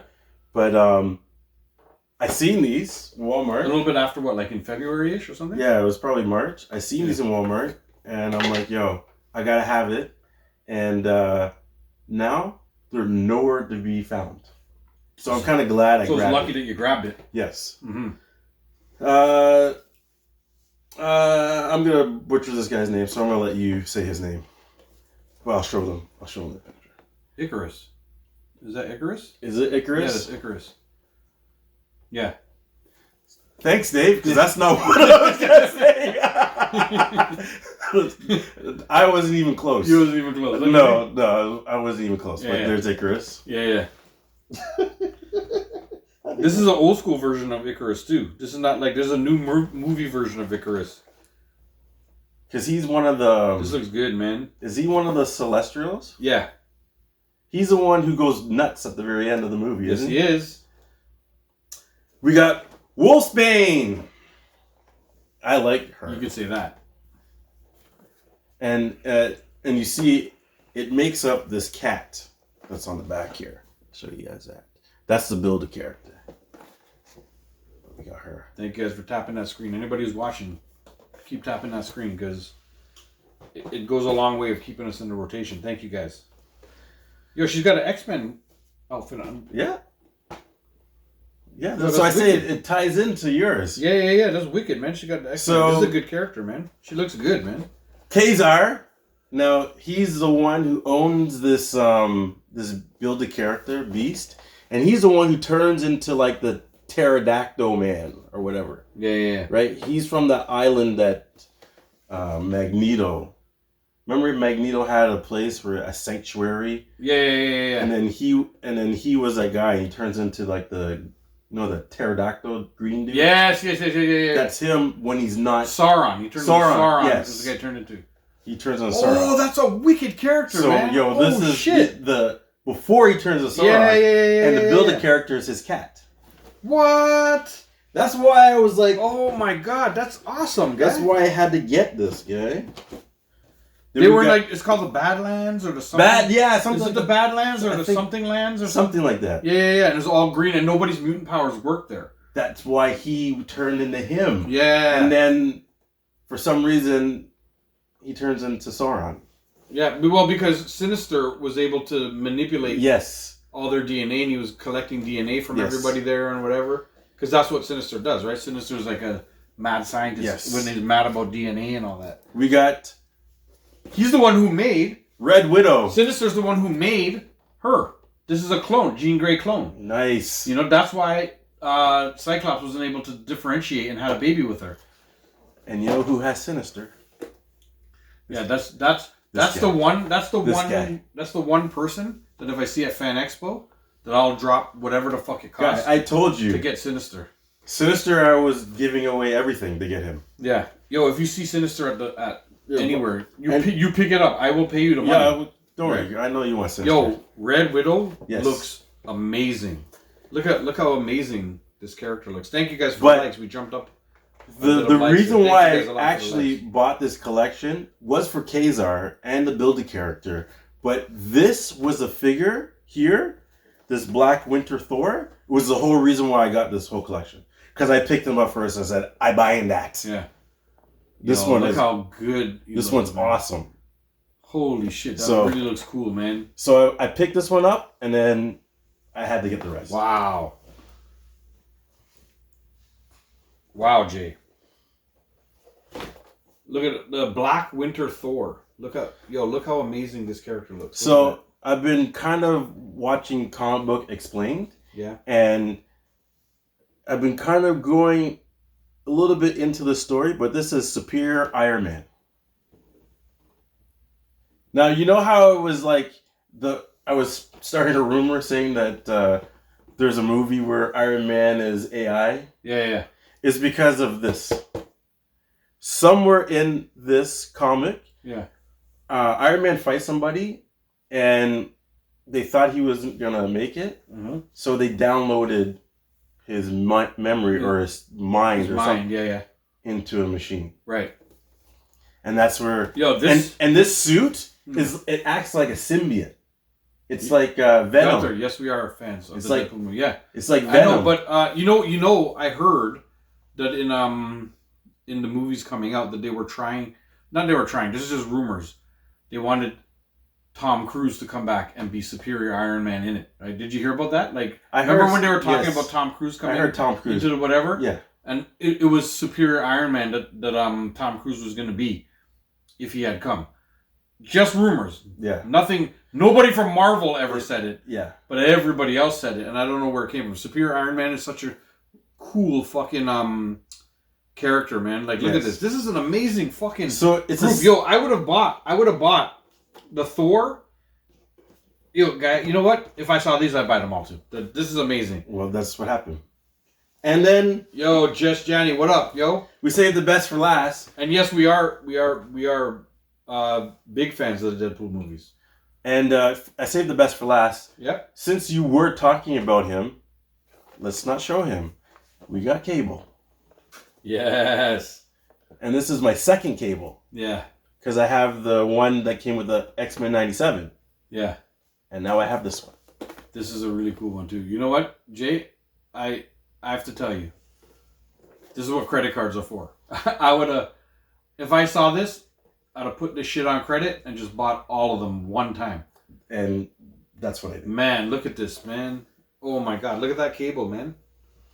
So check it out, guys. That was a good find. And Guy, you go now. This is a really good Cable. You can't find them anywhere, Guy. I know. I've gone a few times out and I've not seen any of these guys. Because if I had seen the Cable one, I wouldn't buy. But if I had seen Superior Iron Man, if I seen the Thor in the red, or if I seen the Red Widow, or especially for to be honest, above all, Kazar. He's like the most regular looking one out of all of them. But if I saw Kazar, yo, I'd buy this one time just because of the X-Men story from the show. Yes. And then once I got Kazar, I'd be on the hunt for Zaron. Well, that's who he turns into. Zaron was a Build-A character. Oh, really? Yes. So guess who's gonna end up buying all the fucking. So when we go to Fan Expo, that's who you're looking for, right? The Zaron. You're damn right. Yeah. If I find anything that belongs to Zaron, I'll tell you. Yeah. I'm not even gonna fuck with that because for you to finish this thing and to have Zaron too, Guy. Wow. You know, to have Kazar and my God, that's a nice little collection there. Yeah. So I'm not mad. I'm very happy. But you know, if I catch a Zaron, Guy, that's amazing, man. I hope they put out a Zaron at some point because Zaron was such a cool character. He was able to control them. Remember his little with his eyes, eyes, like he was like a mind controller. Yes, and he was able to control so many people's minds. You got T-800. What's T-800? We have a few comic books, but we're more of the characters than the comic books. The big comic book that I have right now, Gunther, is the #1 of the Thundercats that just came out recently. I bought Jay the same ones when they came out. Tigra. Yeah. And you know what, Dave? Not Tigra, Chitara, buddy. Chitara, sorry. Chitara. So when it came out and it wasn't crazy expensive. So when I pre-ordered them, I ordered like 4. 2 for Jay, 2 for myself. And this is the #1 Thundercats. I have, actually, I don't know if you can even see. No, you can't see them. I have a bunch of the #1 comic books right up there in the bag. See the yes, right by the Thor hammer. Yeah. I bought this Thundercats because it was #1, and I bought the one with Chitara on the front because Chitara is sexy. And for a comic, yes, she's sexy. And Chitara, when I was young, was always my favorite because she was sexy. That's it. I'm a boy. I can't help it. And if I see her at Fan Expo, I'm picking her up. yeah. And so that's the one like comic in the package that I got, and I bought. I don't know if you've seen these in the store. I'll show you the one, but I have a whole bunch of them that we bought in the store, and I don't know if you guys seen these hanging around in a bunch of stores. They're all #1s though, right? So you see, like up here, they're like the #1s of the comic. Like, see right up there, if you guys can see where my finger is, they're all #1. So they have like a Batman #1. They have Superman, a Joker #1, Superman, Flash, Wonder Woman. They have like all of like the DC Justice League people. Green Lantern #1. So these came out in the stores recently, and I grabbed all the #1s. So did Jay. Jay actually found this one for me, the Lex Luthor one. This is the Forever Evil one with Lex Luthor down here. Yeah. And so just because they were all #1s, we grabbed them all. Yeah. Just because you never know. Like, why not? We grabbed them and we put them away, and they come in this hard plastic, which is amazing because Then they won't. At least it keeps it Gem Mint 10. You're damn right. If we never open it, if it's sealed in this package, it's a fucking 10. You can't tell me it's not a 10. Unless I guess I bend the fucking package. But you know we're not doing that. I'm never opening mine. So yeah, so they're gonna say Gem Mint 10. Yeah, so these ones are all set. Like I got a bunch of those. Other than that, I don't have a heck of a lot of comics per se. I got a little bit of comics. Yeah. Our buddy Marlon, who we hope to have on the show within the next few episodes. Yeah. Is a big collector of comics and doesn't necessarily have them all put away because I don't know if he actually reads them or not. I think he does. Right. But he still has a lot of number ones. And remember, every time we go to Fan Expo, he comes with us. And he picks up. And man, this guy just goes and spends like half an hour while we're wandering the place. Yeah. Going through comics, looking for like the one that he wants, right? Yeah. And he picks up a bunch of like number ones, number twos. Yeah. Of certain series. You know? Yeah. Yeah. Nice. Like he spends his time looking for exactly what he wants and puts it in his collection, right? Well, that's the place to do it because, they have it all there and it's like in different boxes from A to Z. If you spend the time, you'll probably find there's a couple things that you want, right? Episodes or comic books that I want to grab. Like I want to grab this one comic book. It's where Spider-Man fights Hulk. But it's the Grey Hulk. Yo, that's early, man. I used to have that comic book. Really? And then... Oh my god. Yo, that's an early comic. Because when Hulk was gray, when Hulk first came out, he was gray. Yeah. So, this was like... Well, you're talking when I was a kid. Yeah. When you were like... Yeah, it had to be like fucking 40 years ago, man. Like, yeah. So, we're talking like... I had this comic book when I was like 8 or 9.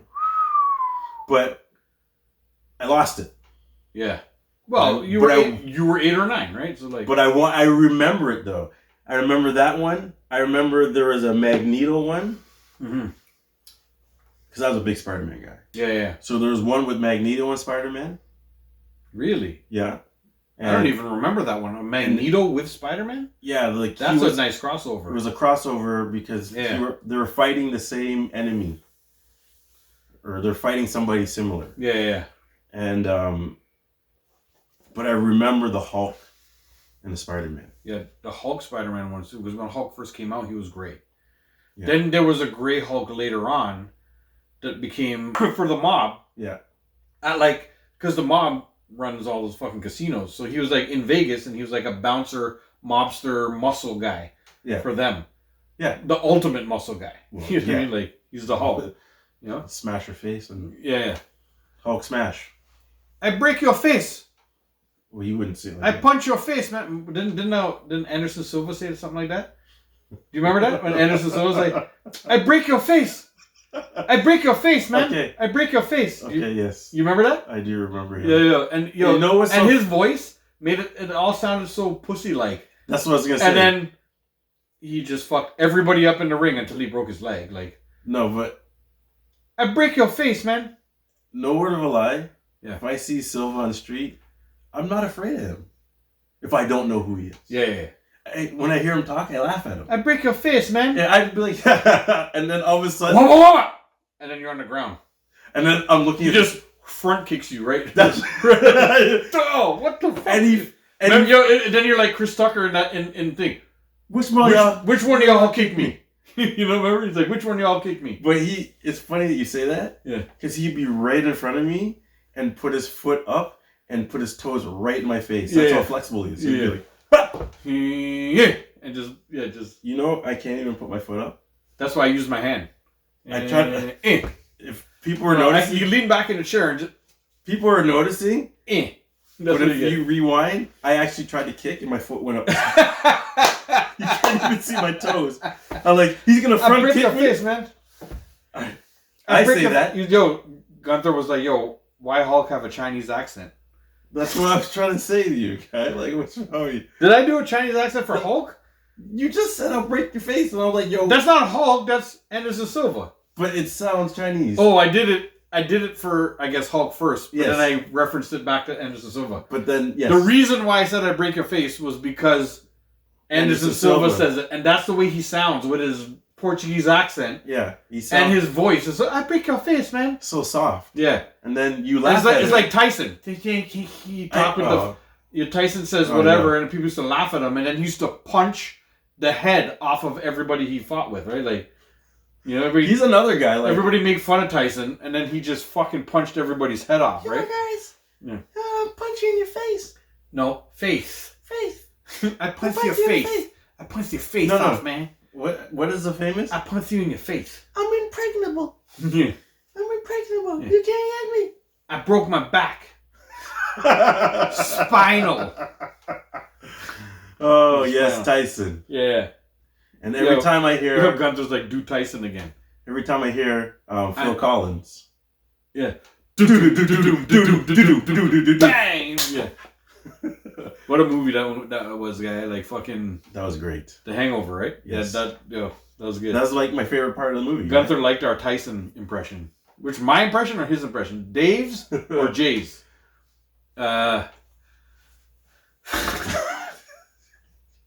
Imagine I do the rest of the show like Tyson. Like, no, I've done it a few times. I've done a whole half an hour live with a British accent. Yeah, I know. And Jay could not hold it together because you've done a whole. Forget about a British accent.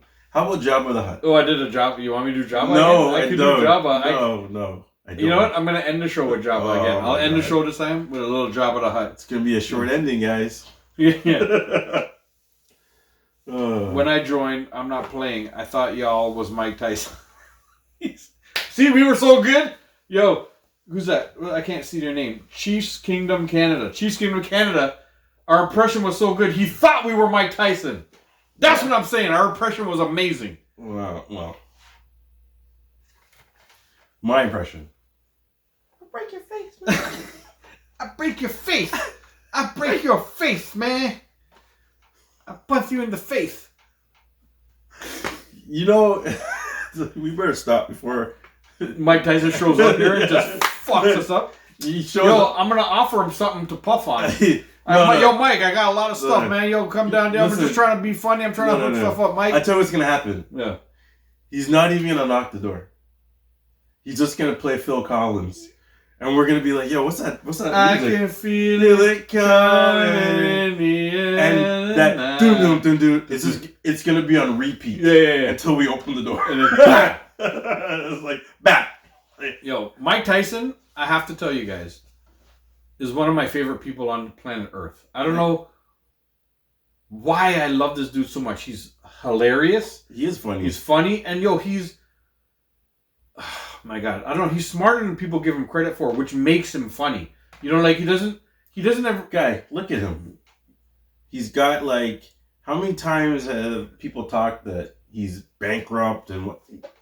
Guy just bounces back. Yeah. Now, you got to have a little bit up here to know how to rebound when you fall. Yeah, and he did some bad things when he was young, robbing give-ins and all that stuff. And he just keeps I would never bouncing back. I would never be Nathan Downer and say that to his face. You know, like, remember on TV? Guy, I'm glad. I'm wish glad. All the Canadians in the house, any Canadian must have seen this interview, and even people who were not Canadian. It was live. Even people who are not Canadian may have Googled this interview. It's hilarious. Where he came to Toronto, he was doing interviews and he was coming out with a movie or something like that. And it was a time where everybody was bashing Ford. Yeah, and he met with the mayor, right? Yeah.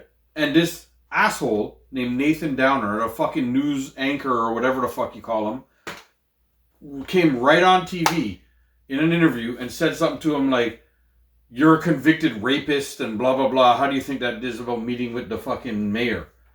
Yo, Mike Tyson should have fucking punched his fucking head off. He should have, but I'm glad he didn't. That's a slimy move, man. Yeah, he would go back to jail. He would. Yeah, something bad would have happened to him. Yeah. But yo, what a slimy move. But I like how we handle it. Yeah, he just said, "Fuck you, man. You're a piece of shit. You're a piece of fucking shit." Then he started, when he realized Mike was mad, he started going to what he was supposed to talk about. Kev said he should have boxed him, yeah. Like, he had some sort of... What up, Kev? I think it was Broadway. Was it a Broadway show? Or thank you guys for the likes. Yo, tap some likes. He was promoting some sort of thing. He was promoting, I think it was a new movie that was coming out about him or something that he was involved with. He was here to promote it. That's what he was in. So he started asking him questions about that. He's like, you're a piece of shit. Yeah, he just kept answering. Yeah, you're a real piece of shit. Yeah, he's like, you're a piece of shit. Fuck you, man. Fuck you. Fuck you, man. Fuck you. Yeah, you fucking piece and of shit. I was like, yo! Wicked! You and tell him, funny Mike. because like the producer or somebody was sitting right beside Mike and tried to bring it back. Yeah. And Mike just sat silent for a second while the guy tried to answer the questions. And then as soon as the guy shut up, he's like, you're a piece of shit. You're a piece of shit. You know? Like, and they just had to cut. Yeah, and then Nathan Downer was like, well, you don't have to be like that. And he's like, fuck you, man. Yeah. That's a slimy move. And you know what? I watched that live. And I agree. The whole time it was happening, I was like, yo, fuck. Why would you say Nathan that? Downer. To this day, I don't like Nathan Downer's face because it should have had Mike Tyson's fist imprint on it somewhere, man. That was such a fucking piece of shit move. The reason why he did that was, remember, at this point in time, all the media it was this one-man show was bashing Ford. Yeah. So they were, and that was, I love, rest in peace for some, for my homie. Rob. Yo, I love that guy.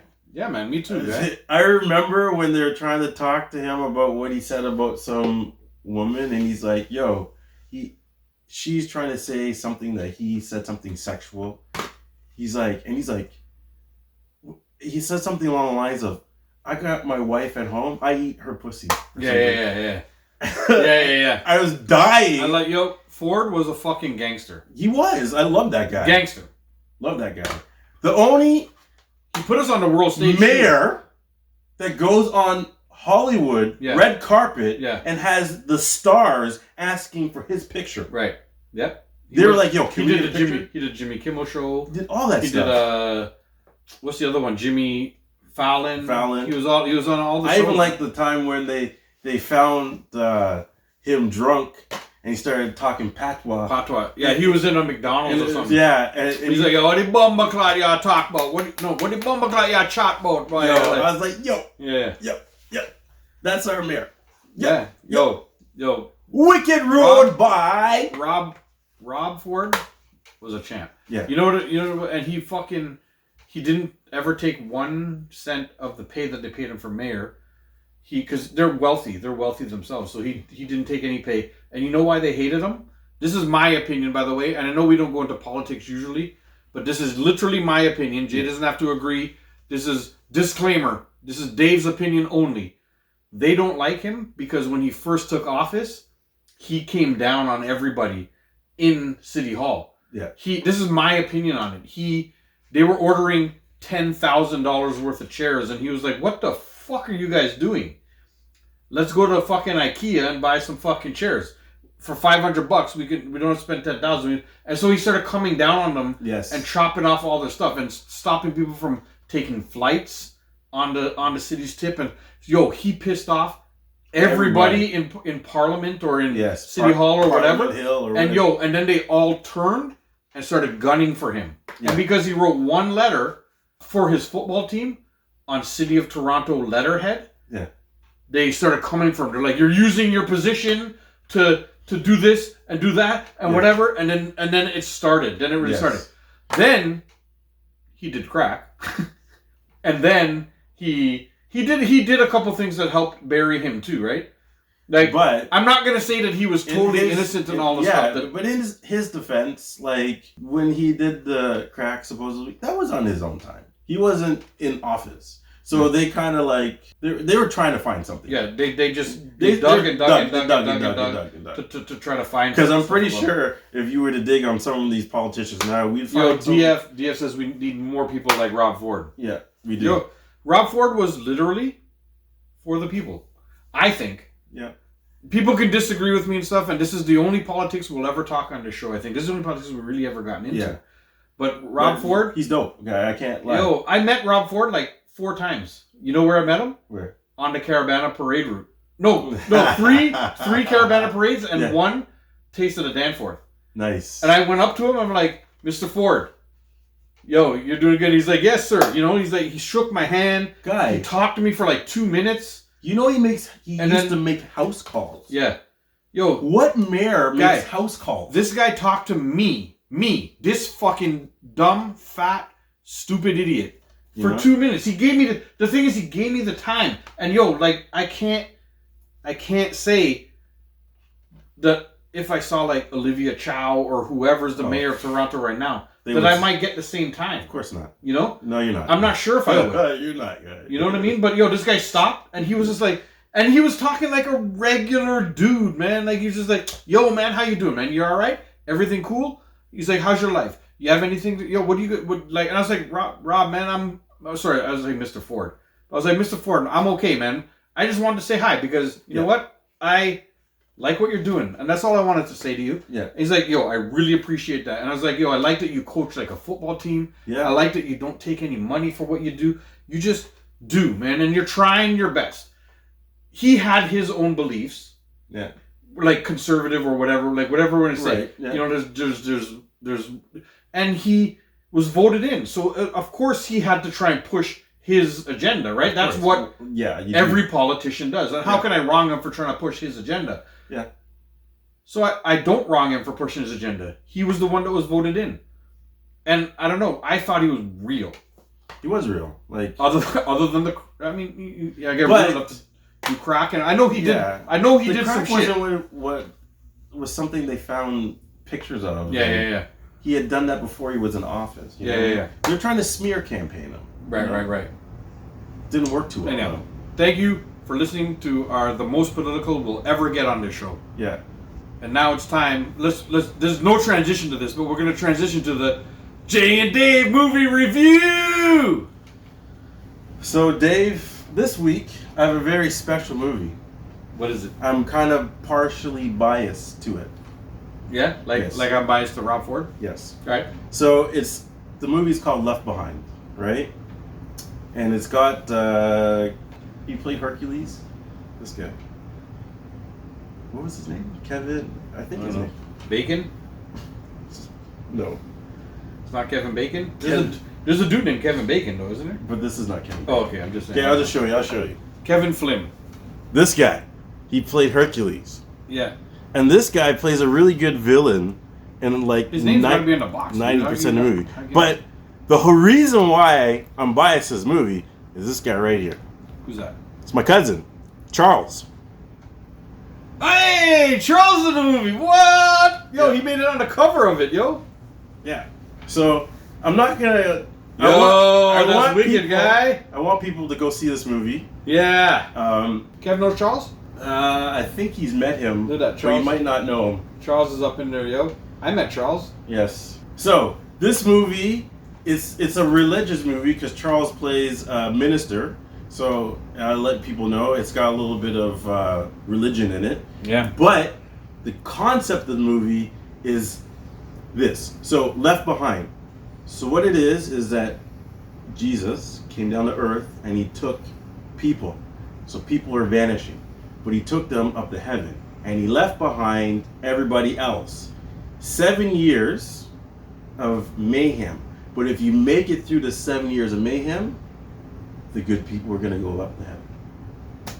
So what they did is they put this movie in today's kind of situation.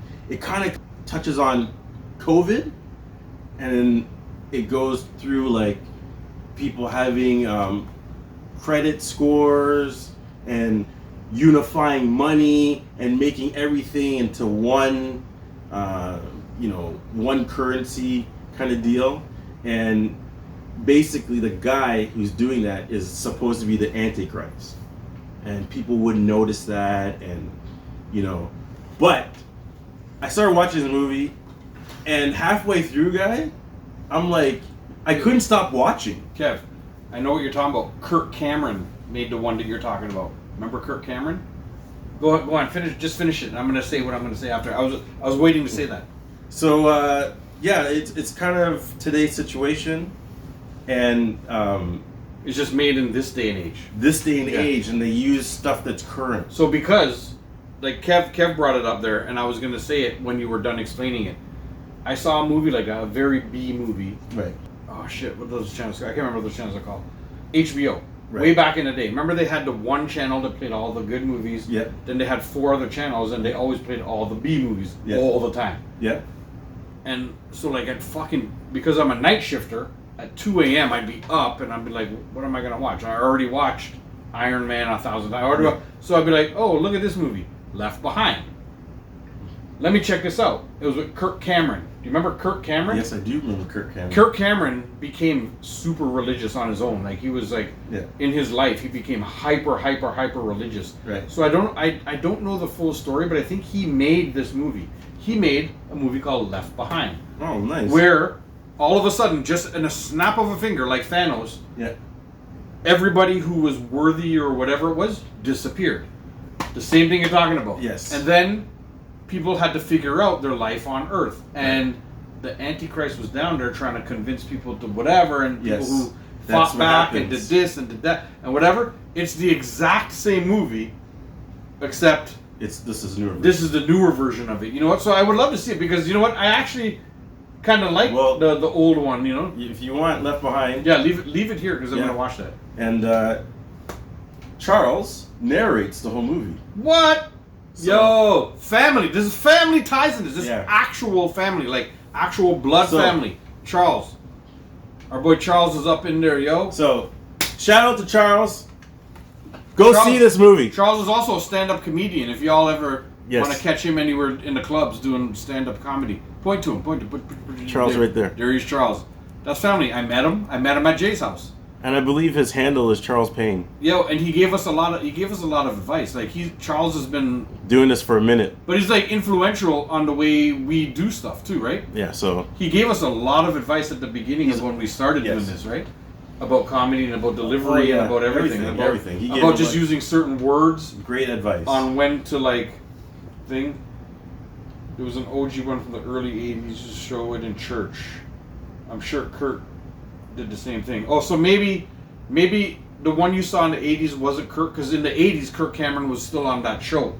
He was still the kid on Silver Spoons. Was it? No. Family Ties. Family Ties.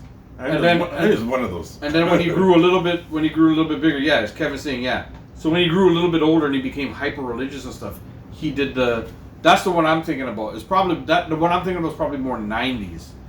You know? So you saw the 80s one, Growing Pains, he says. 90s was the one I saw, the Left Behind, and now this is like the newer version of it, and Charles is in it. Yes. Yo, I'm watching it. Yes, I'm watching that.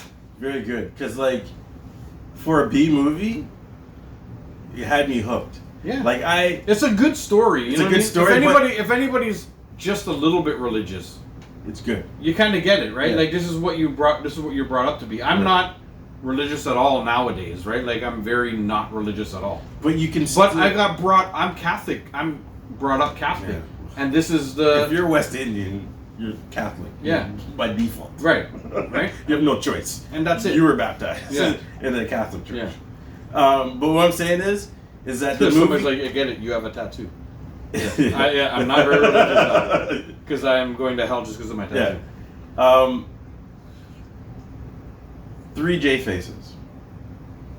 3 J faces. Yes. Oh yes, we haven't done that. Have you been putting the J faces in? I haven't been. I've been slacking. Yeah, I'm like, what the hell, man? You got to put the J faces up. Yeah, but this one gets 3. 3 J faces. It's a very good movie. Surprising, because I watched it halfway, and usually when I do movies, I'll watch part of it, then I'll watch part of it later, kind of deal. You know what I mean? I don't have that much time to watch a straight 2-hour movie all at once. So, I usually watch it within a day or two, When I come home, I watch half hour, 40 minutes, and the next day.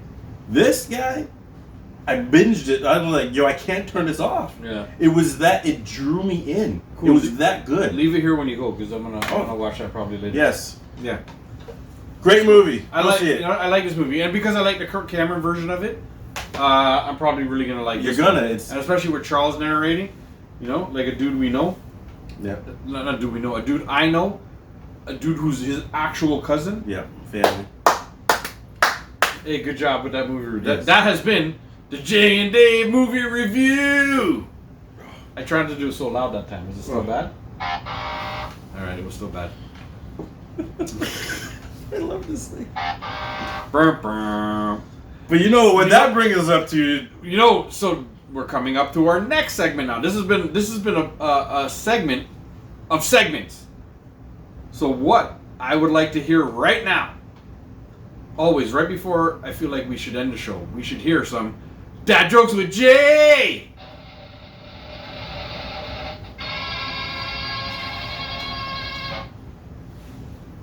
Who, me? You! Sexy motherfucker! You guys ready for some dad jokes? All right. Get ready to tap that screen, man. Give us all the likes you got. If you like the joke, tap the screen. If you don't like the joke, tap the screen some more. Dave, ready? Here we go. I farted in my wallet earlier. You farted your wallet earlier? In my wallet earlier. You farted in your wallet earlier, okay?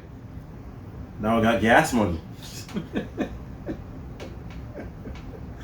Oh, Jesus Christ. Here we go. I don't know. You know what? I look forward to this segment so much. And then I end up rubbing my eyes so much. Dave. You know what? Hold on. I'm not done rubbing my eyes. Hold on. All right. Yes, Jay? Go. Dave. Yep. My parents raised me as an only child. Okay. That really annoyed my younger brother.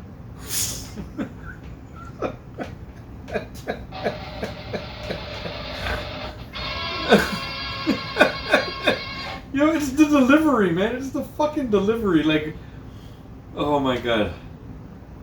You're horrible. The jokes are awesome.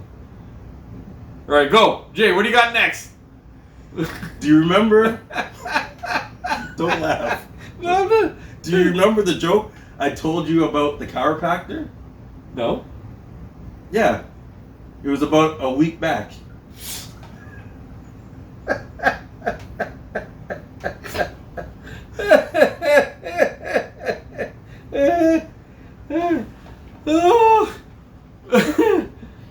Why are these so awesome?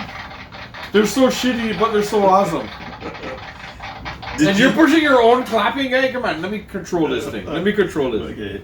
Why do ducks have tail feathers? Why do ducks have tail feathers? Yeah, I don't know. To cover their butt quacks. To cover their butt quacks.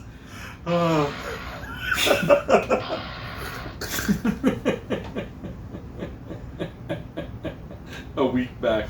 Gunther like a week back. Yeah. How do you make a waterbed bouncier? How do you make a waterbed bouncier? I don't know. How do you make a waterbed bouncier? Add spring water.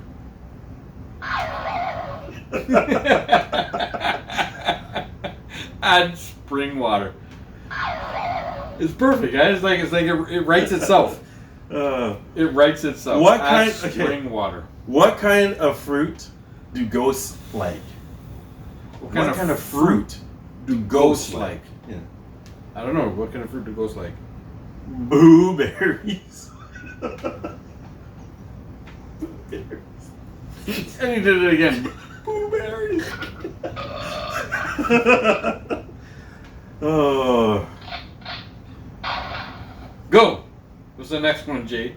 This is so good and so horrible at the same time. 30% of pet owners let their pets sleep on the bed. Okay. I tried it. My goldfish died.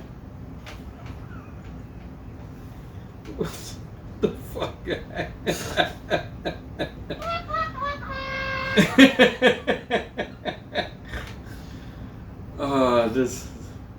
This segment is my favorite. Thank you guys for all the likes, man. Those are awesome, man. And my final joke, Dave. Final joke of the day. I used to get air free at the gas station. Yeah. But now it's $1. Okay. That's inflation for you.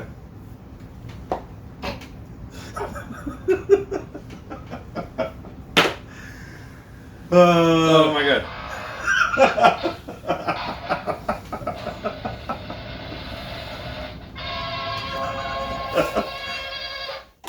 That has been Dad Jokes with Jay. You know what? I have to say, as shitty as it is, it's one of my favorite fucking segments in the world. Like, I love when we get to Dad Jokes with Jay time, guys. It's, you know what? They really make me laugh, huh? They really do. And it's not the jokes themselves, it's the delivery. It's like... Because it's fun looking for these jokes. Yo, Gunther... I go searching. Yeah. Searching. Because I try to find ones... I send you some. I try to find ones that Nobody, like, I'm trying to go to... I sent you really good ones, though, but I think they get lost between Big Things and Jay and Dave. I gotta go look them up. Actually, I did... I send you really good ones. You have to look for the ones I send in there. Yes. If they come from Jay and Dave, like if it's going back to Big Things, it's usually a dad joke. So if you ever scroll through, and you know how they're always on this side? If you ever see one on this side, it's usually a dad joke. Okay. It's usually like a guy just saying a dad joke, and it's really funny. And I only ever send to Big Things dad jokes. Okay. That can make it to the list, right? All right, well. So... Whew. Okay, now that I caught my breath, where have we reached right now, David? The Pum Pum list one time? One time. Wrap this shit up? Wrap it up. Time to wrap it up! Like a Trojan. Yeah, our Pum Pum list is quite short this week. Yeah. For me, it's not necessarily Bronny James. It's Bronny. Everybody involved in bringing Bronny James to the Lakers. Because none of it is Bronny's fault. Yeah. To me.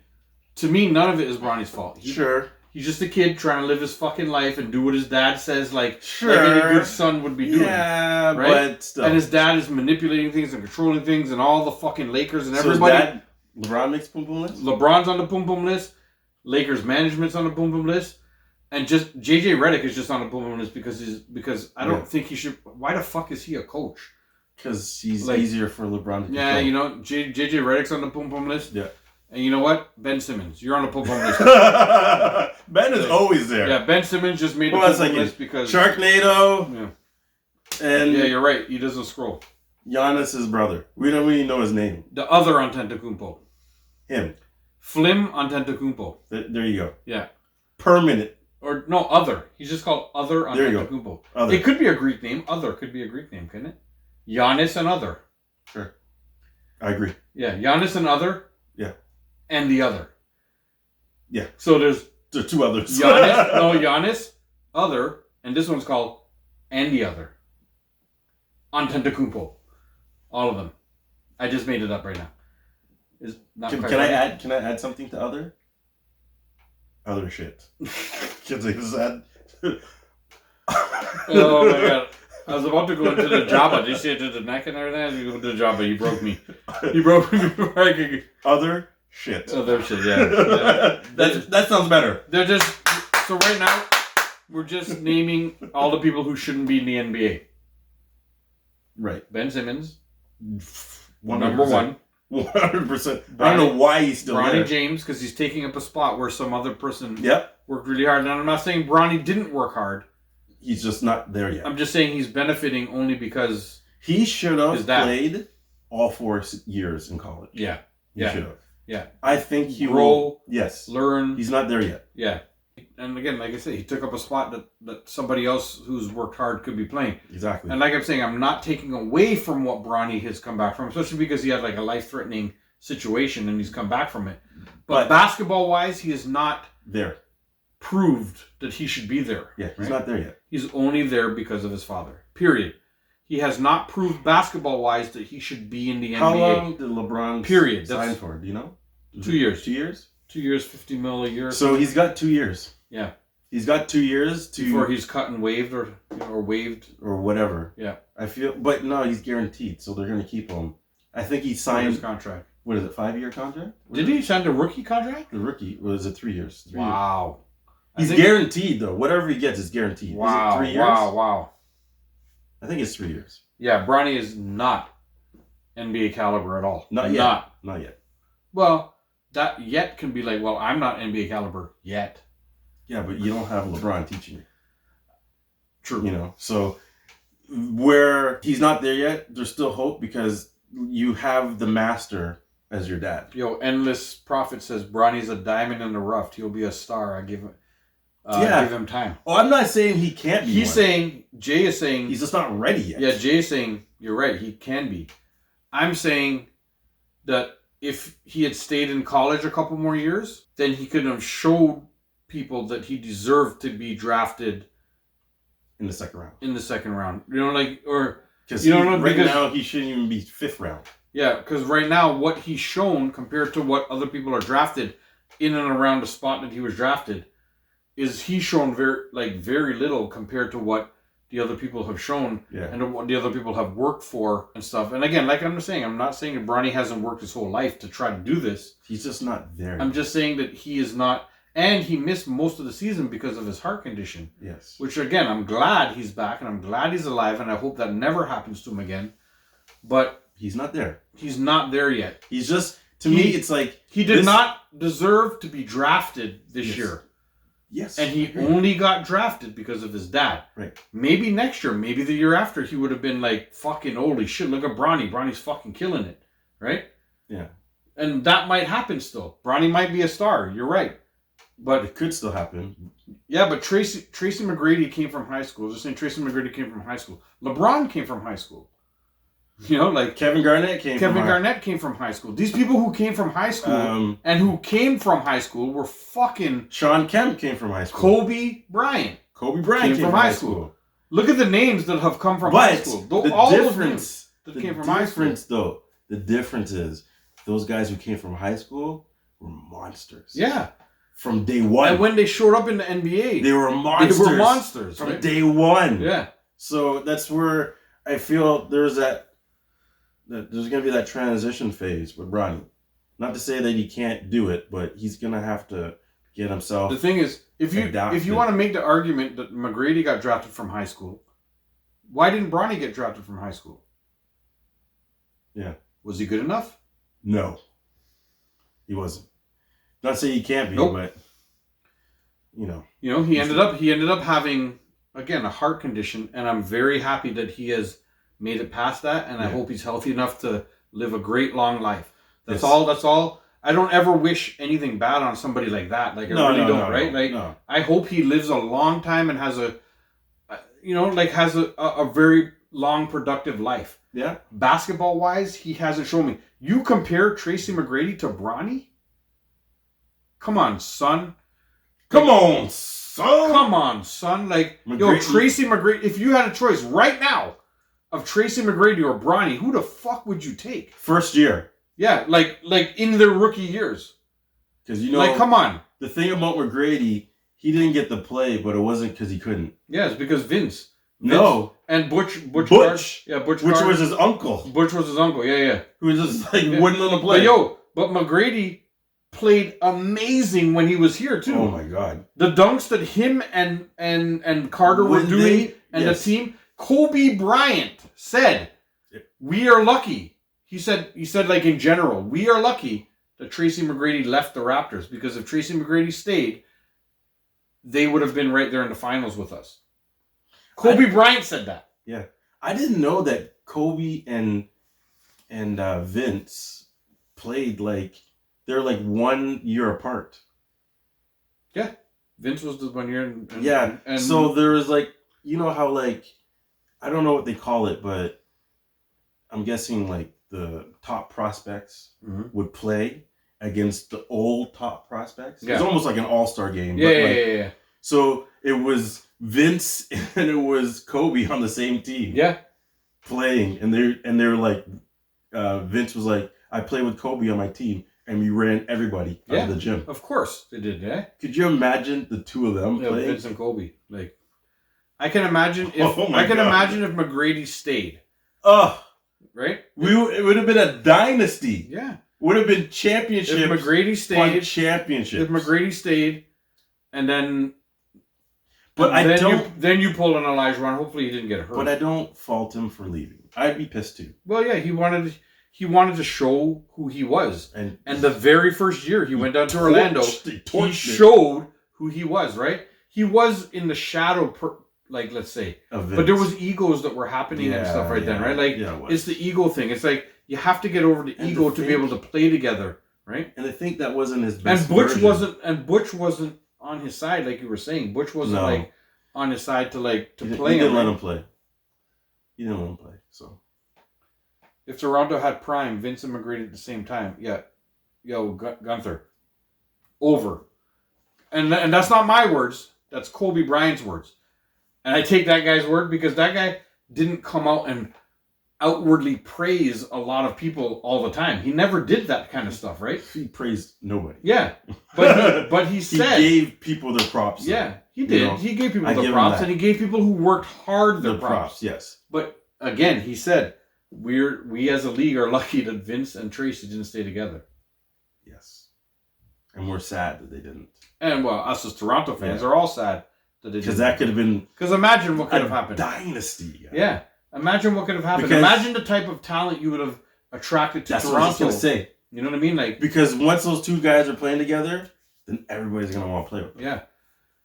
Yeah. So. See, what, in my mind, what should have happened, and what McGrady wanted, was the roles flipped. Like, McGrady be the number one guy, and Vince could be the star with the dunks and all that stuff, but McGrady would have been the number one scorer on the team. The number one option. He would have been clutch. Yeah. Let's put that way. Yeah. He was getting the ball. If McGrady was the one controlling everything and Vince was the off guy scoring 25 to 30 and McGrady's the one scoring 30 to 35. Yeah. And then that's what McGrady wanted. McGrady wanted to be the man. And then if you have those two being the man and the next man, and then you have like just anybody like that you would have added at that time. If you added another kind of star, like bring up another star. Who do we have that was Antonio Davis, Keon Clark? No, I'm not. I'm just talking about the end. I'm just talking about if Bosch was there when I'm just talking about if they had signed anybody from then, right? Yeah. Like if they had signed anybody after Chris Childs. Yeah, I love Chris Childs. I do too. Guys. I love Chris Childs. That's what I like Chris Childs better than Alvin Williams. 100%. Because Chris Childs would also punch you in your fucking nose if you fucked around, right? Yes. As soon as you fucked around, Chris Childs will punch you straight in your face. And I love that. Because he's from New York. Yeah. Yo, love that guy. Loved Chris Childs. Well. Gunther laughed when I said Keon Clark. Oakley. Yo, Oakley was on that team. I know. Yeah. Could you imagine? You had guys like that? Antonio Davis, grabbing all the rebounds? Could you imagine? Because Oakley was the one who protected Vince. Yeah. He's protecting McGrady. Vince. And then you have tough guys like Antonio Davis still. Like Antonio Davis. And we had Chris Childs who punch in your face. Yeah. Chris Childs. We would have been decent. Yeah, we would have been like, and then we would have attracted. Like Colby said, yeah, the attraction of Toronto. Like Vince Carter was such an attraction. Vince Carter was like the Caitlin Clark nowadays. Everywhere Caitlin Clark goes, she sells out. Anywhere Vince Carter went, he sold. He could have gone to Minnesota, and nobody at that time was watching Minnesota games. And when Vince showed up, they sold out. Of course, you know, like that's what Vince Carter did. Well, right. So, like, imagine people were that star power, and that's what attracted Olajuwon initially to sign with us, right? Olajuwon was just off 2 championships, and signed with us. Okay, he got hurt and never played again, but the fact that you were able to attract somebody like that, means that you could have attracted if you kept them together. More. Who else could you have attracted? Like, imagine Kobe. Because he played with Vince. Imagine. Maybe, you know. You never know. Hindsight's 20/20, right? And we never know. We never know who could have been attracted. We never know who did whatever. If they had stayed together, I think I'm just going. I can't doubt what Kobe ever says, because Kobe never gives anybody props, and he gave them props that if they had stayed together. Yeah. And he's like, the league is lucky that they didn't. They are. Right? Because they would have been. That was. There's an interview. You can go look it up. Go look it up. I'm not lying. Just go Google the fucking interview. Great. Of Kobe talking about McGrady and Carter staying together. Oh, yeah, for sure. Yeah. You know? Like, man. Anyhow, we should wrap this stuff up now. You know, we've been at this for a little while. No, Boom Boom List first. Cut the music! I thought we were done the Boom Boom List. Cut the music! Oh, did we do a Boom List? We were just talking about Bronny. It's this guy. Have another drink. This guy. Oh, did you forget? I know we ranted for a long time. I totally forgot. Hit the music!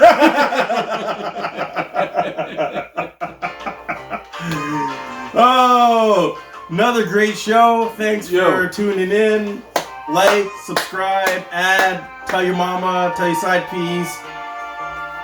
Go outside the door, just yell. Just scream it out. 22.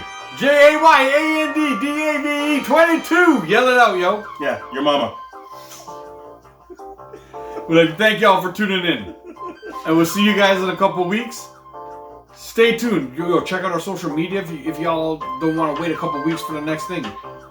Go check out our social media and you'll get a lot of stupidness that's going on there too. The same kind of stupidness that we do. Check us out. You know? Alright. Peace. Love y'all. Love y'all. We love our fans.